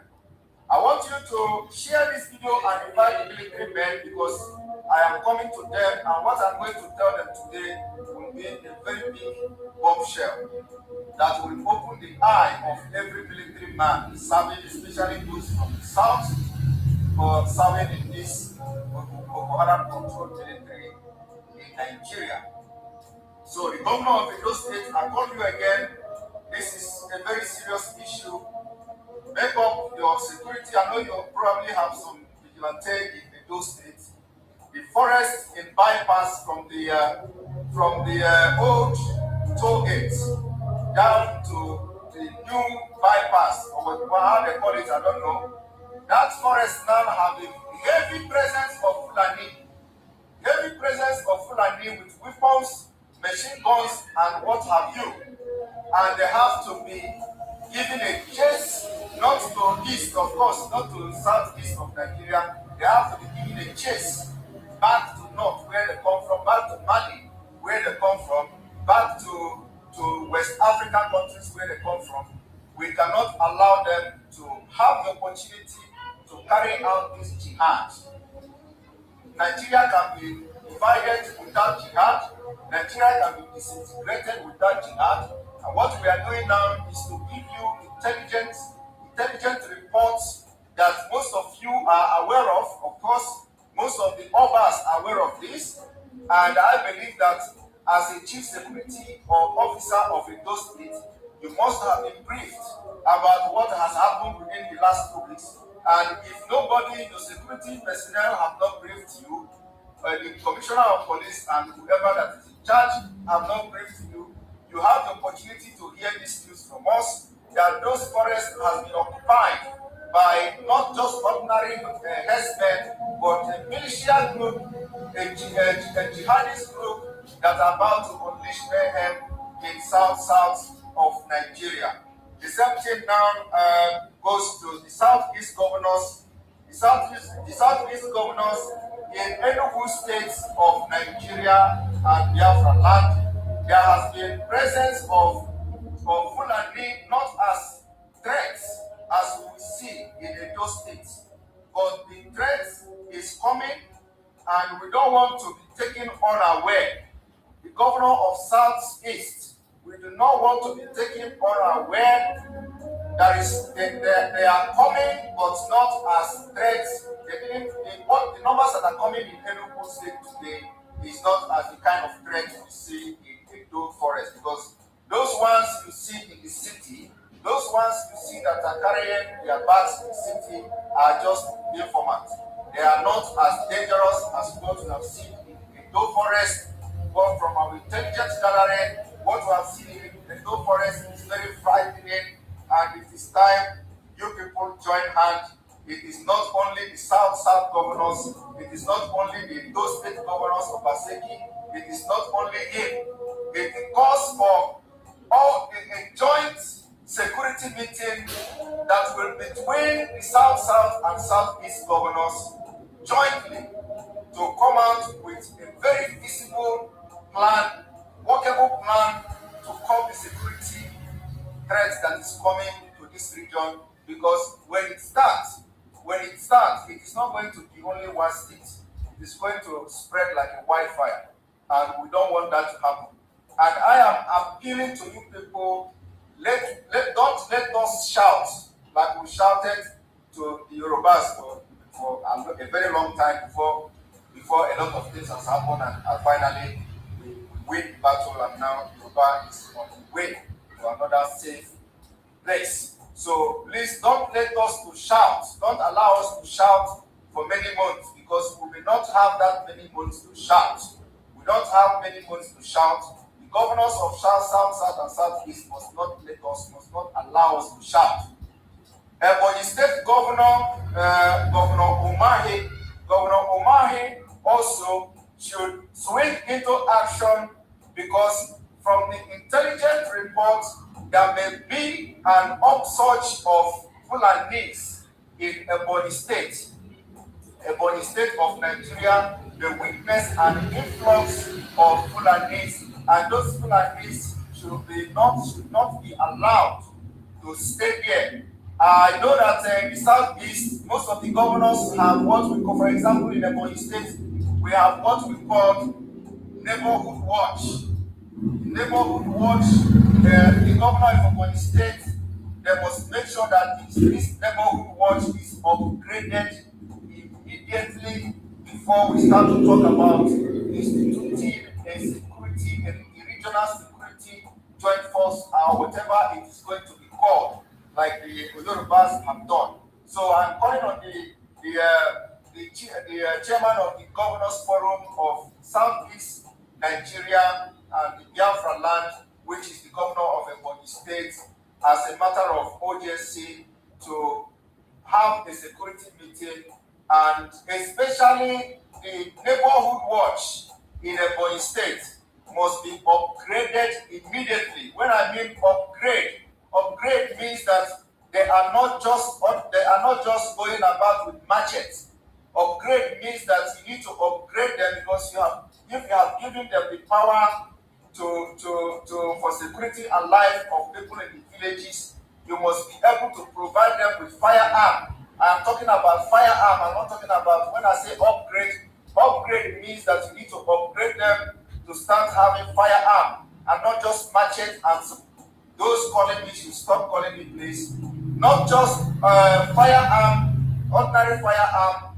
Again, you have to upgrade them, upgrade the neighborhood watch in Ebonyi State, and let them start carrying firearm, and make sure, since you have trusted the life of and property of people in the rural area and the villages in Ebonyi State, even in urban area, you have to also make sure you trust them and upgrade them with firearm, because I know the Southeast governors, before you people play all the politics that is coming in this security, in this joint security outfit that we are calling for, before you finish your debate and all your politics in it, it will take many months. So we don't want that. We don't want to take that kind of risk in Ebonyi State. I am calling you to upgrade the neighborhood watch in Ebonyi State. Upgrade them, so that it is not only machete they have, and of course they have to, if need be, they have to work closely with the police. But make sure that police is not prognosing into whatever they do, especially when it comes to Fulani, when it comes to the terrorists and jihadists that are coming in Ebonyi State, that will be trooping in Ebonyi State, as we know. From next week, an estimation of next 2 weeks, the Ebonyi State will witness a heavy presence of Fulanis, and nobody must allow these people to spend even one night. They are not Nigerians. they are not Nigerians. Nobody from Kano State is coming to look for a place to stay in Ebonyi State. No Fulani from Zamfara State is coming to Ebonyi State to look for where to live. No Fulani from northeast, northwest, and north central, they are coming to Ebonyi State to look for where to stay. You can never see anybody trying to relocate in Nigeria. These Fulanis are not Nigerians. There are people from Mali, there are people from other West African countries, and their main purpose, only for coming to Nigeria, their main purpose is to come and participate in jihad. And if everybody knows what jihad means, everybody knows what jihad is, we cannot allow them to take our land and kill our women like what they have done in Middle Belt, in Benue, and Jos, and all over Nigeria. We cannot allow that. And because they know that we are not easy to be conquered, they know that the BIAFRANS, the eastern part of Nigeria, are not easy to be conquered, but they are coming to give us a try. What they are coming to do now is to give us a try. And that try, we will tell them from the beginning that there is no road not to even think of organizing themselves in different forests in Biafra land. We cannot give them that opportunity, for even one space cannot be given to them to have to be able to organize themselves. So the governor of eastern part of Nigeria, the southeast, the south, we are calling on you now. What we are saying is not about just talking. When we talk and give you figures, we want you to go exactly where we said something is. You go there and you will see this for yourself. This is not, at least if you don't see them in that place, you will see evidence of something that is something present in those forests, because where they are, it is very, very thick, and nobody, no, even hunters cannot get there. But they have their armory in those places waiting for the order to be given. So send your securities, your forest guard, to go into the deep forest and confirm for themselves, if they come out alive, confirm for themselves what they have seen. And this is just within 2 weeks, and this whole change happened. So we are giving you that security information that ordinarily you cannot get it anywhere. Ordinarily, the Nigeria system is dead. It's dead because you have Fulanis controlling your Fulanis are commissioners everywhere in southern Nigeria. They are the one in control, and that is why they can never be serious in protecting the life and properties of people in the south. All of them are, there's only few of them that are from Biafra land that are serving commissioner. I don't know whether there are 2 or 1. Somewhere in River or in South, I think they have Igbo commissioner also. So, but all of them are commissioners from the northern and from the Fulani Caliphate, and all of them has been given instruction how to manage security in those areas where they are serving, and they cannot cross that boundary given to them. They cannot do more than what they were asked to do, which is to be always slumbering issues when it got to do with Fulani herdsmen. This is the reason why most of the Fulani herdsmen attack, you can never see anybody being arrested. Nobody will arrest anybody. But whenever somebody is protesting, you will see all of them going in people's homes and harassing them and breaking the doors. For example, in Lagos, I was watching a video where they went and started breaking doors of where women are sleeping, and they called them prostitutes, and they arrested them and arraigned them. And the woman was complaining that somebody was touching her ass. The policemen were asking, is it only you that have this ass and all that? That is what they are doing. They are not protecting the life and properties of people. Whenever you think that the Fulanis are attacking, nobody will come to rescue anybody, because the order was given to them never to interfere whenever Fulani is in question.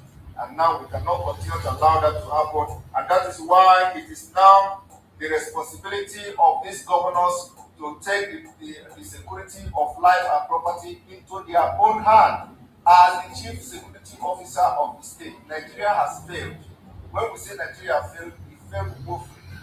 the security of life and property now, you must take it by force and protect your people. Don't allow the federal government to come, because the federal government has failed and the federal government is controlled by Fulanis. And that is the reason why you will see the Fulani Bayete Allah having meetings upon meetings with the presidency. Every time they go to presidency to have meeting, and you will never see the other farmers from all over Nigeria who have suffered casualties. You never see them in the presidency. You only see Fulanis. You only see Bayete Allah. And Mayete Allah, because Nigeria seems to always forget things very easily. We all know what Mayete Allah claimed before. We all know what the presidency claimed before. They claim that the people who are committing these crimes are from outside Nigeria. You understand? The presidency don't have the shame to come publicly to tell the world that the people killing his own citizen, killing their own citizen, and committing genocide are not from Nigeria, and they can never arrest anybody that is not from Nigeria. Now, the same Fulani, the same Mayeti Allah went to Benue State and apologized for genocide they committed against Benue people. Is that done anywhere in the world? You committed genocide, committed war crime, committed crime against humanity, and after months and years of denying it, you finally go and apologize and say you are sorry for committing genocide against people of Nigeria. You go and say you commit genocide, but now you have come to apologize and make peace reign. Have you seen anywhere anything like that is done? But this Nigeria government, controlled by them, never even questioned anyone. They never even arrested anyone after that apology. That apology is the biggest indictment upon themselves, because they have come publicly to acknowledge and accept that they have killed and they have maimed and they have committed genocide, and now they are apologizing for that. But nobody is paying attention, because Nigeria seems to forget. Nobody remember that ugly videos, those ugly videos of human head being chopped off, those ugly videos of people that are of women that are pregnant being busted, their stomach being busted. Nobody is remembering the pictures of innocent children being caught with cutlass and machete. Nobody remember all those. Nobody remember it anymore, because of hunger they planted in you, in the system, that everybody is hungry and nobody is remembering issues and incidences as they happen. Those pictures, I will start to publish them to bring your memory back that this Fulani herdsman has committed even the unspeakable crime they have committed in Nigeria, and today nobody has proscribed them. Everybody has shouted, everybody has been shouting that Fulani should be proscribed. Everybody accepted that these people are terrorists. They should be proscribed. But who is hearing that cry? Nobody is hearing that cry, because they have the three arms of government. They have the judiciary, they have the police, they have the DSS, they have the army, they have the Air Force, they have the NDA, they have all the military school, all the police school, they have it. So nobody will proscribe them. The CGN is their member, the Attorney General of the Federation is their member, the Chief Judge of the Federation is their member, the Minister of Justice is their member. So nobody is going to proscribe them until Nigeria is disintegrated. And the only way we have to show them that Nigeria has started disintegrating is by setting out our own security outfit to combat them, to stop them before they come, because they are coming already. So we need to stop them before they come. Now, for the soldiers, that is for the South, because we don't have much time. I want you people, we have like 1,400 viewers. I want you people to have this and have short time to listen to this mind-blowing information. Now, the people serving in Nigeria military, I have come, it's to your turn. Those of you serving in Nigeria military, when this Biafra agitation is going to take a different turn, different dimension, you must not be allowed to be used again, because if you allow yourself to be used to commit war crime like Nigeria is being under investigation now, you will be brought to book at the end of the day. Not only that you will be brought to book, but I am telling you that what we are doing, I'm talking to the soldiers from South, all the soldiers from the South, from the south part of Nigeria. South means from Yoruba to Igbo to southern part of Nigeria. All the soldiers from the southern part of Nigeria, this information is for you. You must not allow yourself to be used to commit any further crime against humanity.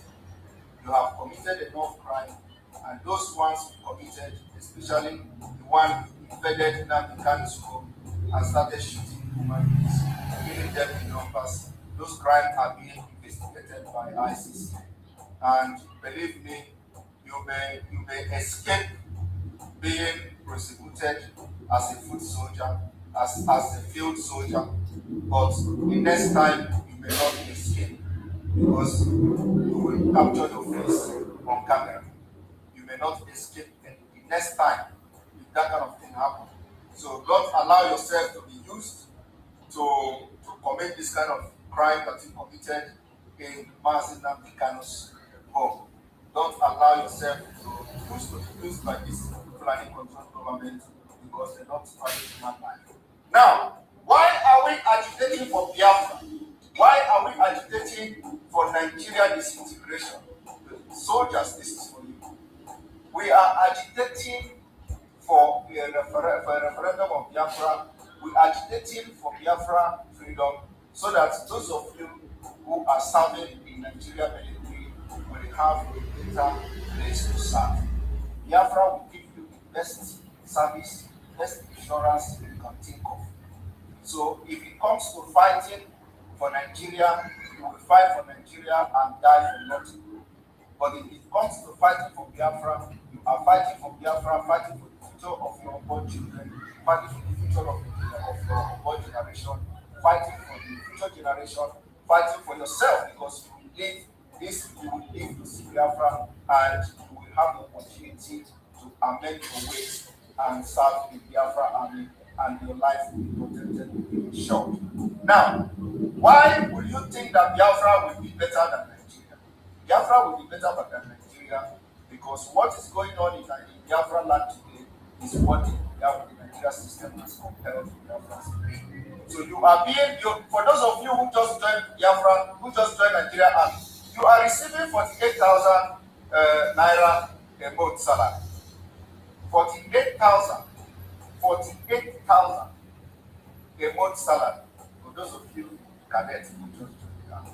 If you think that the information I'm giving is lie, you can come publicly after this live video and debunk or debunk this information I'm giving. You are receiving 48,000 naira every month. So this 48,000 the reason you will go and kill your fellow Biafrans, agitating for a better country, so that your salary can be up to 100,000, 200,000, and met international standard, like military, other military, for fellow country and collect salary, food insurance. That's why it's because of 48,000. How much is 48,000 in dollar? You people who are good in making calculation, you can convert 48,000 naira into dollar and see how much it is in dollar. So because of 48,000, you will go and die in northeast of Nigeria. And when you die, it will take the military 3 years to contact your family and tell them that's even if they contact your family at all, that you have been killed by Boko Haram. And that 48,000 naira will be going into the for that 3 years. They have collected that. You see the wickedness and the evil in the military you are serving. Somebody was killed and they did not inform the family and the salary of that person, somebody is collecting it. And there is no other person other than the chief of army staff, which is Buntai, is aware of all the ghost soldiers, all the dead soldiers that their family, their salary are running. I am calling on Nigeria government. Since they claim that at least for the meantime, the Biafra is not yet declared, or the Biafra has not been declared at least. So I am calling on the Nigerian government to investigate the current Chief of Army Staff, Burtai. We want to know how many soldiers have been killed since 2015 and how many of them, those killed soldiers, how many of them their salary was still running, and who is collecting the salary of those dead soldiers. This is, I am calling on Nigerian government to investigate. Of course, they will not investigate because the Fulanis are in control. The EFCC goes to Fulani, the Boko Haram member. The DSS is the same thing, the Boko Haram member. The Chief of Army Staff himself is a Boko Haram member. The President himself is a Boko Haram member. So, who is going to give order for this man, for this Burtai to be investigated of these atrocities of taking the salary of dead soldiers? Have you asked yourself, what is the reason behind Nigerian military not have published the number of casualties they have had since 2015? When you tell them to publish the numbers of dead and fallen soldiers so that Nigerians will honor them. Nigerians will honor them. They will tell you that the other countries don't publish their own military casualty. But it's a lie. It is a lie. If you go to US military website, they have the numbers of soldiers, of US soldiers that has been killed in Iraq since the day of the operation. They have the update online. So the military in Nigeria will come to tell you, no, not even the military, because I've never heard them saying that they cannot publish because other country. But the people serving the caliphate, somebody like this Femi Adesina and his fellow human beings, they will come and say military cannot publish because no military, no country is publishing their own. It's a lie. When you go to US, in fact, go to US website, military website, you will see the figures of military men that have been killed. Not only the figures of US military men, you will see the figures of Iraqi military men that was killed during the time of the ISIS. Even during the time of the crisis till date, the information is available online. But why are Nigerian army fallen soldiers in Nigeria are not available? When you go to Nigeria to search about the soldiers, about the fallen soldiers, this is what you are going to see. They tell you the casualty, is unknown. Look, this, you see it, they tell you the information is unknown. Unknown. Do you know the reason why it is unknown?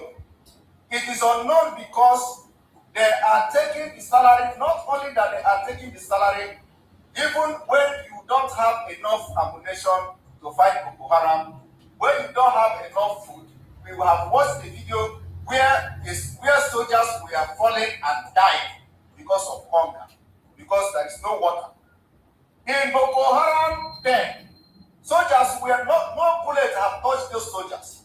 Not bullets, no machetes, no weapon. They are just falling down and dying because there were no food and there were no drink. There were no water. Soldiers started dying with no water. And again, the soldiers that I am talking to, you people know what is called packing allowance. It's in military service. You know what is packing allowance? How many of you have received packing allowance? Except those in Abuja. All of you, that any time they touch you, you carry your AK-47 to go and start killing innocent citizens that are fighting for a better country for you, that are fighting for a country that you can work, you can be proud of a military service, that you go to your account, where if your mother is dead and something happened to your family, you will go into your account and pull out money and solve the problem. But now, how many of you soldiers will boast of 500,000 naira in your account? If you serve for 15 years, nobody. None of you is soldier, none of you in military today, none of you from corporal to sergeant to, none of you today have 500,000 naira in your account. If you have 500,000 naira in your account, you know that you have engaged in corruption. You know that you have been taking bribes. You know that you have done something you are not supposed to do to be able to have that 500,000 naira in your account. Because from your salary, you don't deserve to have 500,000 naira in your account.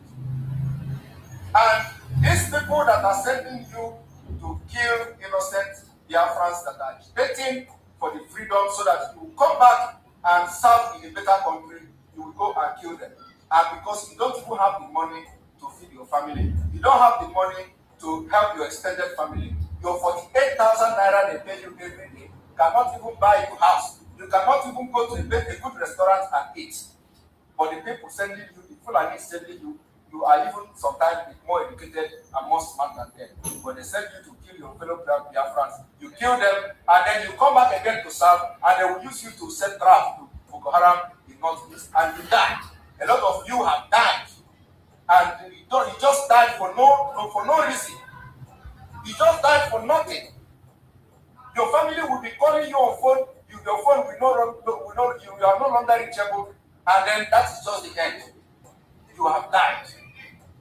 Claiming you are defending Nigeria, and the people you are defending are using you for business. They are using you to buy house in Dubai. They are using you to buy mansions in the US. They are using you to buy mansions and send those money to bank it in Switzerland.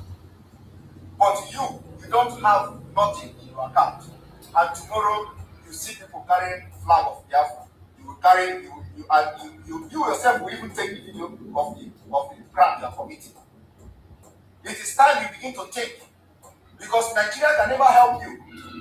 Tell me, most of you in Nigeria Army today, I hope you people are watching me. Most of you who have served 15 years in Nigeria Army, have you been able to save $500 million naira? If you serve 15 years in Nigeria Army, especially those of you from South, because you will serve 10 years, you never get promoted. Your mates who started the service with you, some of them are colonel. Some of them are colonel.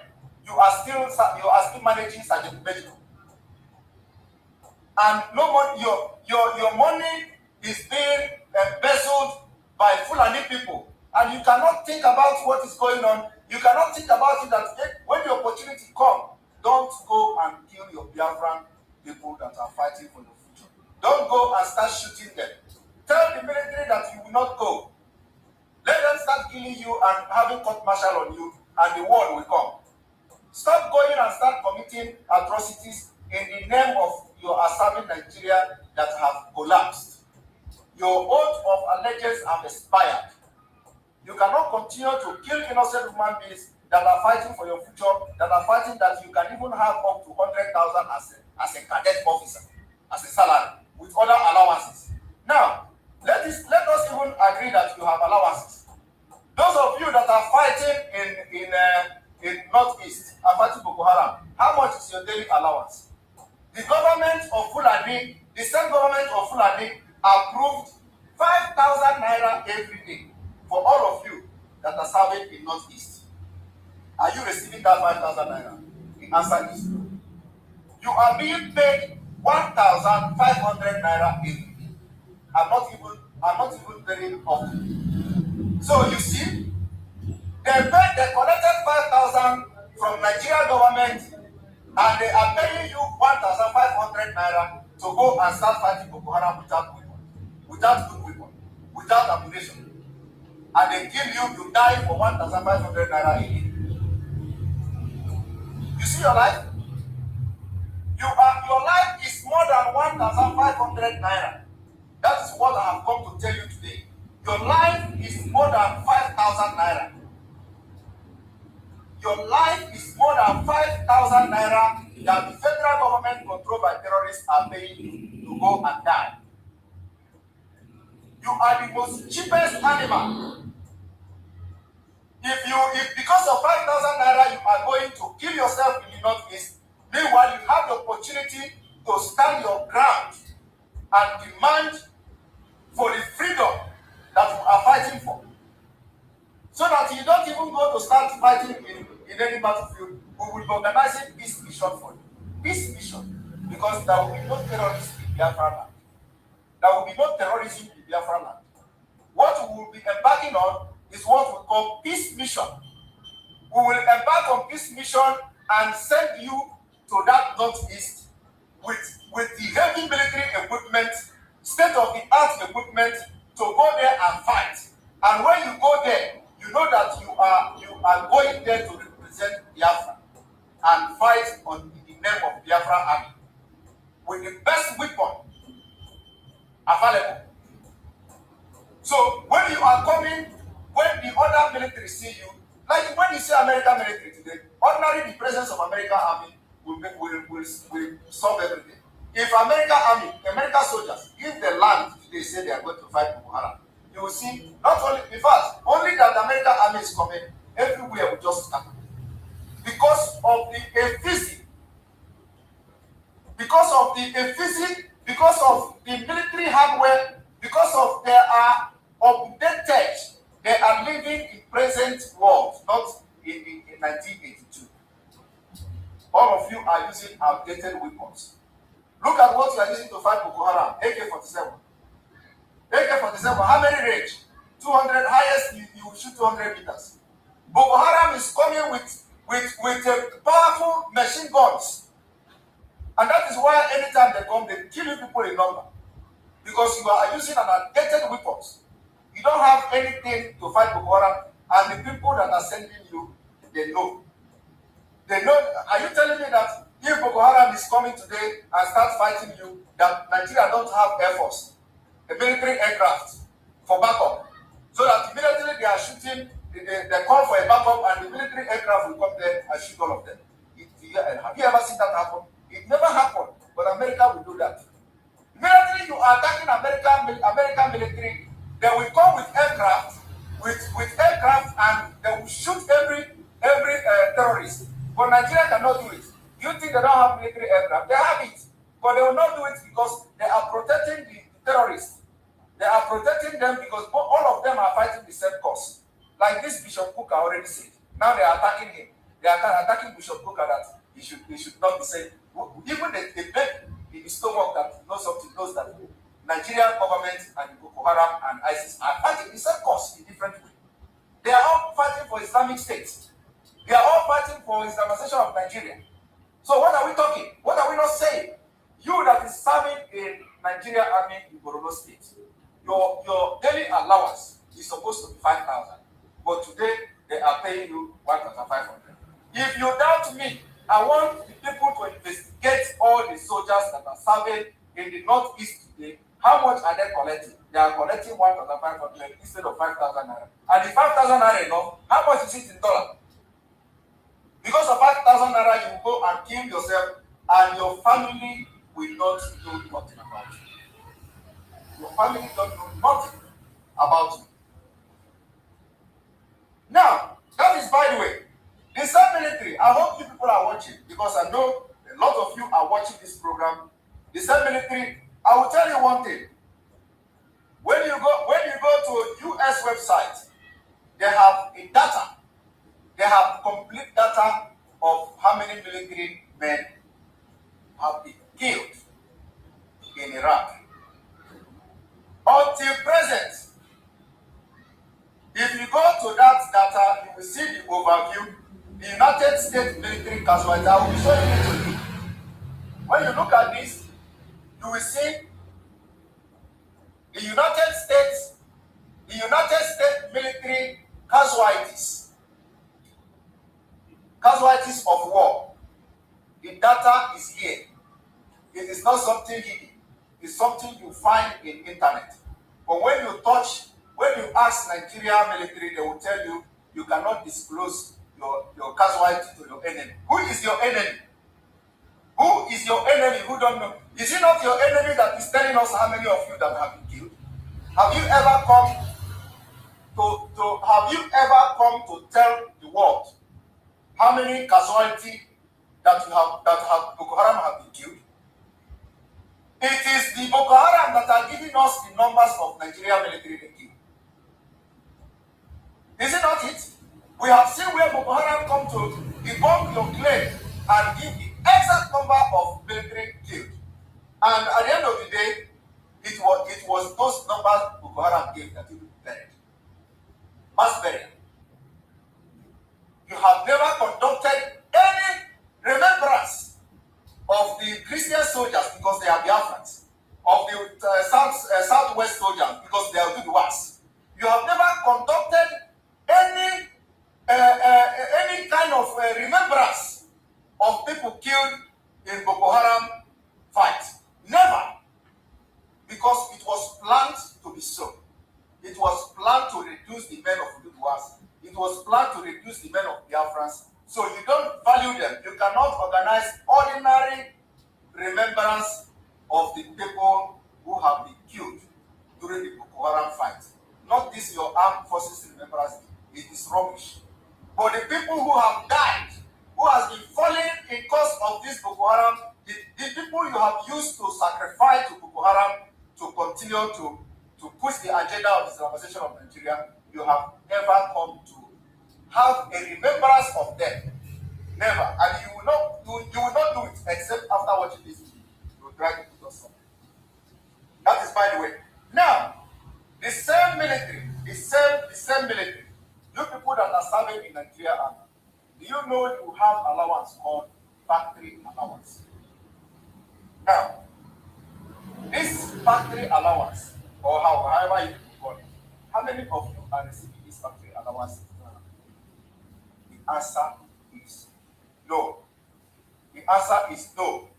The allowance is, yeah, thank you, most of you who are already converting 5,000 naira, how much it is in dollar. That's the one they are being paid to go and die in Boko Haram. And they are not even receiving this 5,000 naira. They are being paid 1,500 naira every day. Now, the factory allowance that are being paid to you, how many of you have received that factory allowance? The answer is none. None of you have received that allowance. The military are taking it. The military are taking it. And whenever you see BIAFRA agitating, you will carry your AK-47 to go and start killing them. Does that make sense? Does that really make sense? You see that why I am here now, shouting and using my precious time to come to shout to you is because we want a country that we can be proud of. We want a country that when you travel to UK, to United Kingdom, the immigration officer will not look at your green passport and see coat of arms and tell you to go this side. You will be subjected to a different security check because you have a Nigerian passport. We are looking for a country where, as a military man serving in Biafra, you will be able to build house from your salary alone. You will be able, in fact, in Biafra, we are not even looking at this kind of system that everybody is building house everywhere. Because everybody will have a good place to live. The idea of Biafra is that we are adopting, as I said it before, Biafra is going to be the beginning of civilization in Africa. We are adopting the European system. European system that nobody will be allowed to live in mud house. The government will build house for the citizens. It is the responsibility of the government to protect its citizens. So there is going to be house. There is going to be housing, government housing for those who cannot afford to build house. We have government housing. When the social service will be put in place, you will not be allowed to live in mud house. That is the Biafra we are looking at. So those of you serving in Nigerian military, you have a better chance in Biafra. Even the Boko Haram are well paid more than you. Because I cannot understand why they keep recruiting people. Boko Haram keep multiplying in their numbers. And every day they tell you that the Boko Haram has surrendered, 1,000 of them surrendered. But they keep increasing. And those ones who have surrendered already joined Nigeria army to be leaking the secrets to their people in the Sambisa forest. So, why I'm telling you this, when you see people protesting this year in Biafra land, in Yoruba land, because it may even happen in Yoruba land, we never know. Don't go and kill them. If they tell you, listen, just watch what is happening in other countries of the world. Venezuela, Thailand, all those countries. Watch what is happening there. The mass masses want a better government. It is not for themselves alone, but for you. So that when you are serving in military, you will have insurance. What we call insurance. If you die, your family will have the opportunity not to only get government support, but insurance will pay your family for you being killed during the battle. Your insurance will pay your family heavy amount that can help the whole family to go to school if need, to do anything they want to do. But that kind of thing is not available in Nigeria. So you see why we are shouting. You see why I will leave everything I'm doing to come and shout so that you can receive sense. Because both of all of you that have died, that you have lost, most of you military that died during this, you are already dead. You don't know what is happening in the living. But your friends, you that are their friends of those who have died, you know how many of you that have been sent to the northeast, you know how many of you that are still alive. Those people that you can no longer see today, their family will be rendered useless. It is only by God's grace that they will feed and their children will go to school. But you that are still alive, don't think what they are going to do to you. What I'm saying now is that if you are in Biafra land and you are from Biafra, of course, most of them are from the Caliphate, they will never listen to me. Those in Biafra land, and that is why you see, whenever somebody is raising flag, they will give order for them to go and kill them. So I am not surprised because the majority of them in Biafra land are from the north. But some of you that are with them, some of you that are commanders in Onitsha Barra, some of you that are commanders in Enugu Barra, some of you that are commanders in Abia State Barra, some of you that are commanders in Ebonyi Barra, you must not allow yourself to be used against your own people. Because we are fighting so that you will have your full potential in military service. Now you are not having your full potential in military service because you are underpaid. Not only that you are underpaid, you are being abused. Not only that you are being abused, you are more of slave. Because the peanuts they are giving to you, even a slave can do better than that. How can you go and carry AK-47 to go and defend Nigeria and they are paying you for 4,800? Do you know how much ordinary local government councillor is making every month? You don't know. If you don't know, go and ask questions. How much is going into local government councillor account every month from the state government? You will be ashamed of yourself. And whenever you see people fighting for you, you will carry AK-47 and start telling them to go and swim in the mood. May God forgive you. It is time to change, and that is why I'm here to change the narrative. The narrative is what I am here to change. Now, about the dead soldiers. The Nigerian military will never give you the figure of the dead and fallen soldiers, like I have said, because their salary are going to them. And I want Nigerian government, if they claim they are fighting corruption, everybody knows what they are not fighting corruption. If they claim they are doing that, let them give account of how many soldiers have died, and you will see that the name of those soldiers that have died, the military record have collected salary, even after 3 years of being killed by Boko Haram. Their salary is running in military database, and they know the data, they know the name, the person, every fallen soldier. The Nigerian military know them, and they have the data. And through that data, they take their salary, and the salary will not go into their account. That is how evil. That is how evil the military commanders in Nigeria are. They know the data of every fallen soldiers. What they do is, once they die, they will compile this thing and then send it to the military. They will divide the salaries. The salary will come. They are the one paying the salary, right? They are the one paying the salary. Those men, those fallen soldiers' salary will be marked as paid until the day their family is notified. Even if their family is notified, because the family's notification is just formality.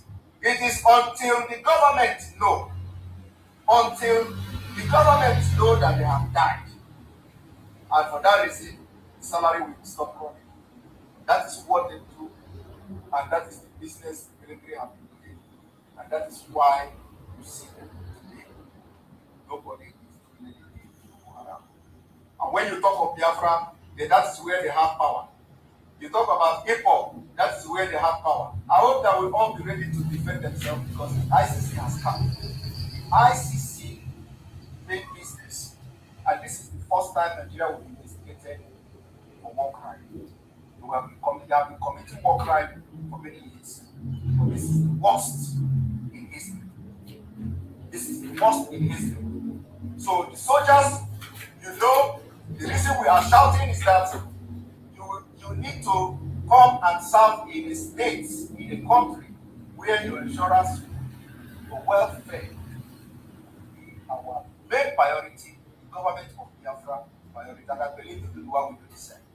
The government of Biafra, your welfare will be the biggest priority of the government of Biafra, just like the American, just like other countries, and what have you. But in Nigeria, you are zero. The only thing, in fact, another thing that I am telling you, if you are watching as a Nigerian military, do you know that you buy your own uniform? You buy your own uniform. This camouflage you are wearing, you not buy it with your own money. If I am lying, you know yourself.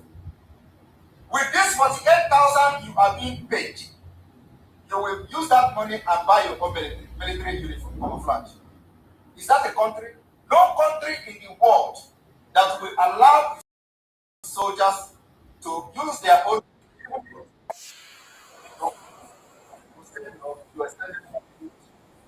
The money is not enough to help your family. How much is school fees?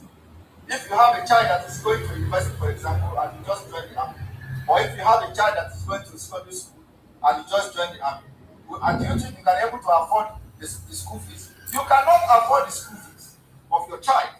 Even now, today in Nigeria, primary schools are paying 50,000 naira as school fees. You cannot afford it. And you just parade yourself and put your hand that you are a soldier. Even police receive more salary. Even the DSS are the only people that are being paid in Nigeria. DSS. And how many of you here from Biafra and DSS? None. How many of you from Biafra and DSS? None. They will never take you because that is the place they have money. The DSS have money. They are paying a good salary. But they will never recruit you as a Biafra. If they recruit one Biafran, they have recruited 10 or 20 jihadists. They will never recruit you. If for you, I know most of you have been to DSS course or recruitment exercise. How many of you were recruited from Biafra? They will not recruit you. They will recruit first of all the Boko Haram, repentant Boko Haram members. They will recruit people from the north before they will not consider one or two of you from the Biafra land, because they are paying them well. But the military, if you apply, they will take you. Once you can run and they will just take you. Because they know you are being used, they are using you to make money, they are using you as a slave. So now they go and have a contract with Turkish firm. My time is up, this is almost 1 hour. They had a contract with Turkish firm to come and build military factory in Kaduna. You think the military factory is for Nigeria? It's for business, for people who are joining the army. As you are joining the army, that military factory in Kaduna that they are opening in Kaduna is making already money from you. Because the kits they are going to produce, they will give it to you, and it is compulsory, you are going to buy it. You see? They pay you for 8,000, from that for 8,000, the biggest large part of it will go to that military factory in Kaduna that is not owned by Nigeria. Now, you see how they have extorted money from you? And in actual sense, it was supposed to be, or it is supposed to be a government. It is government duty.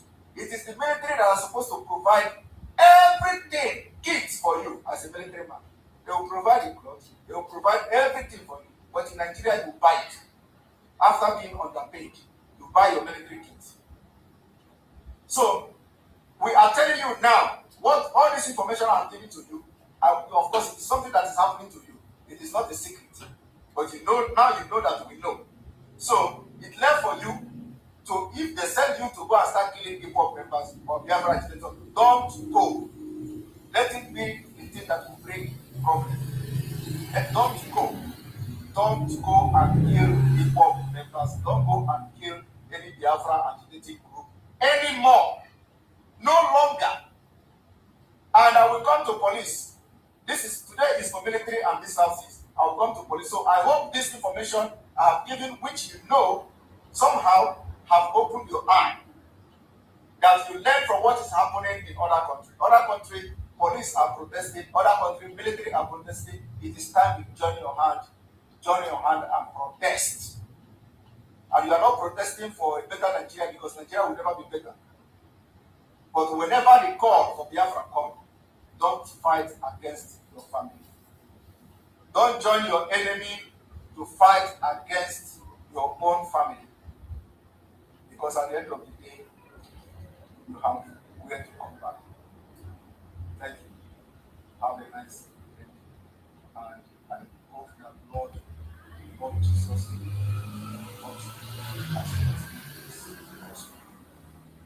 and make your eye.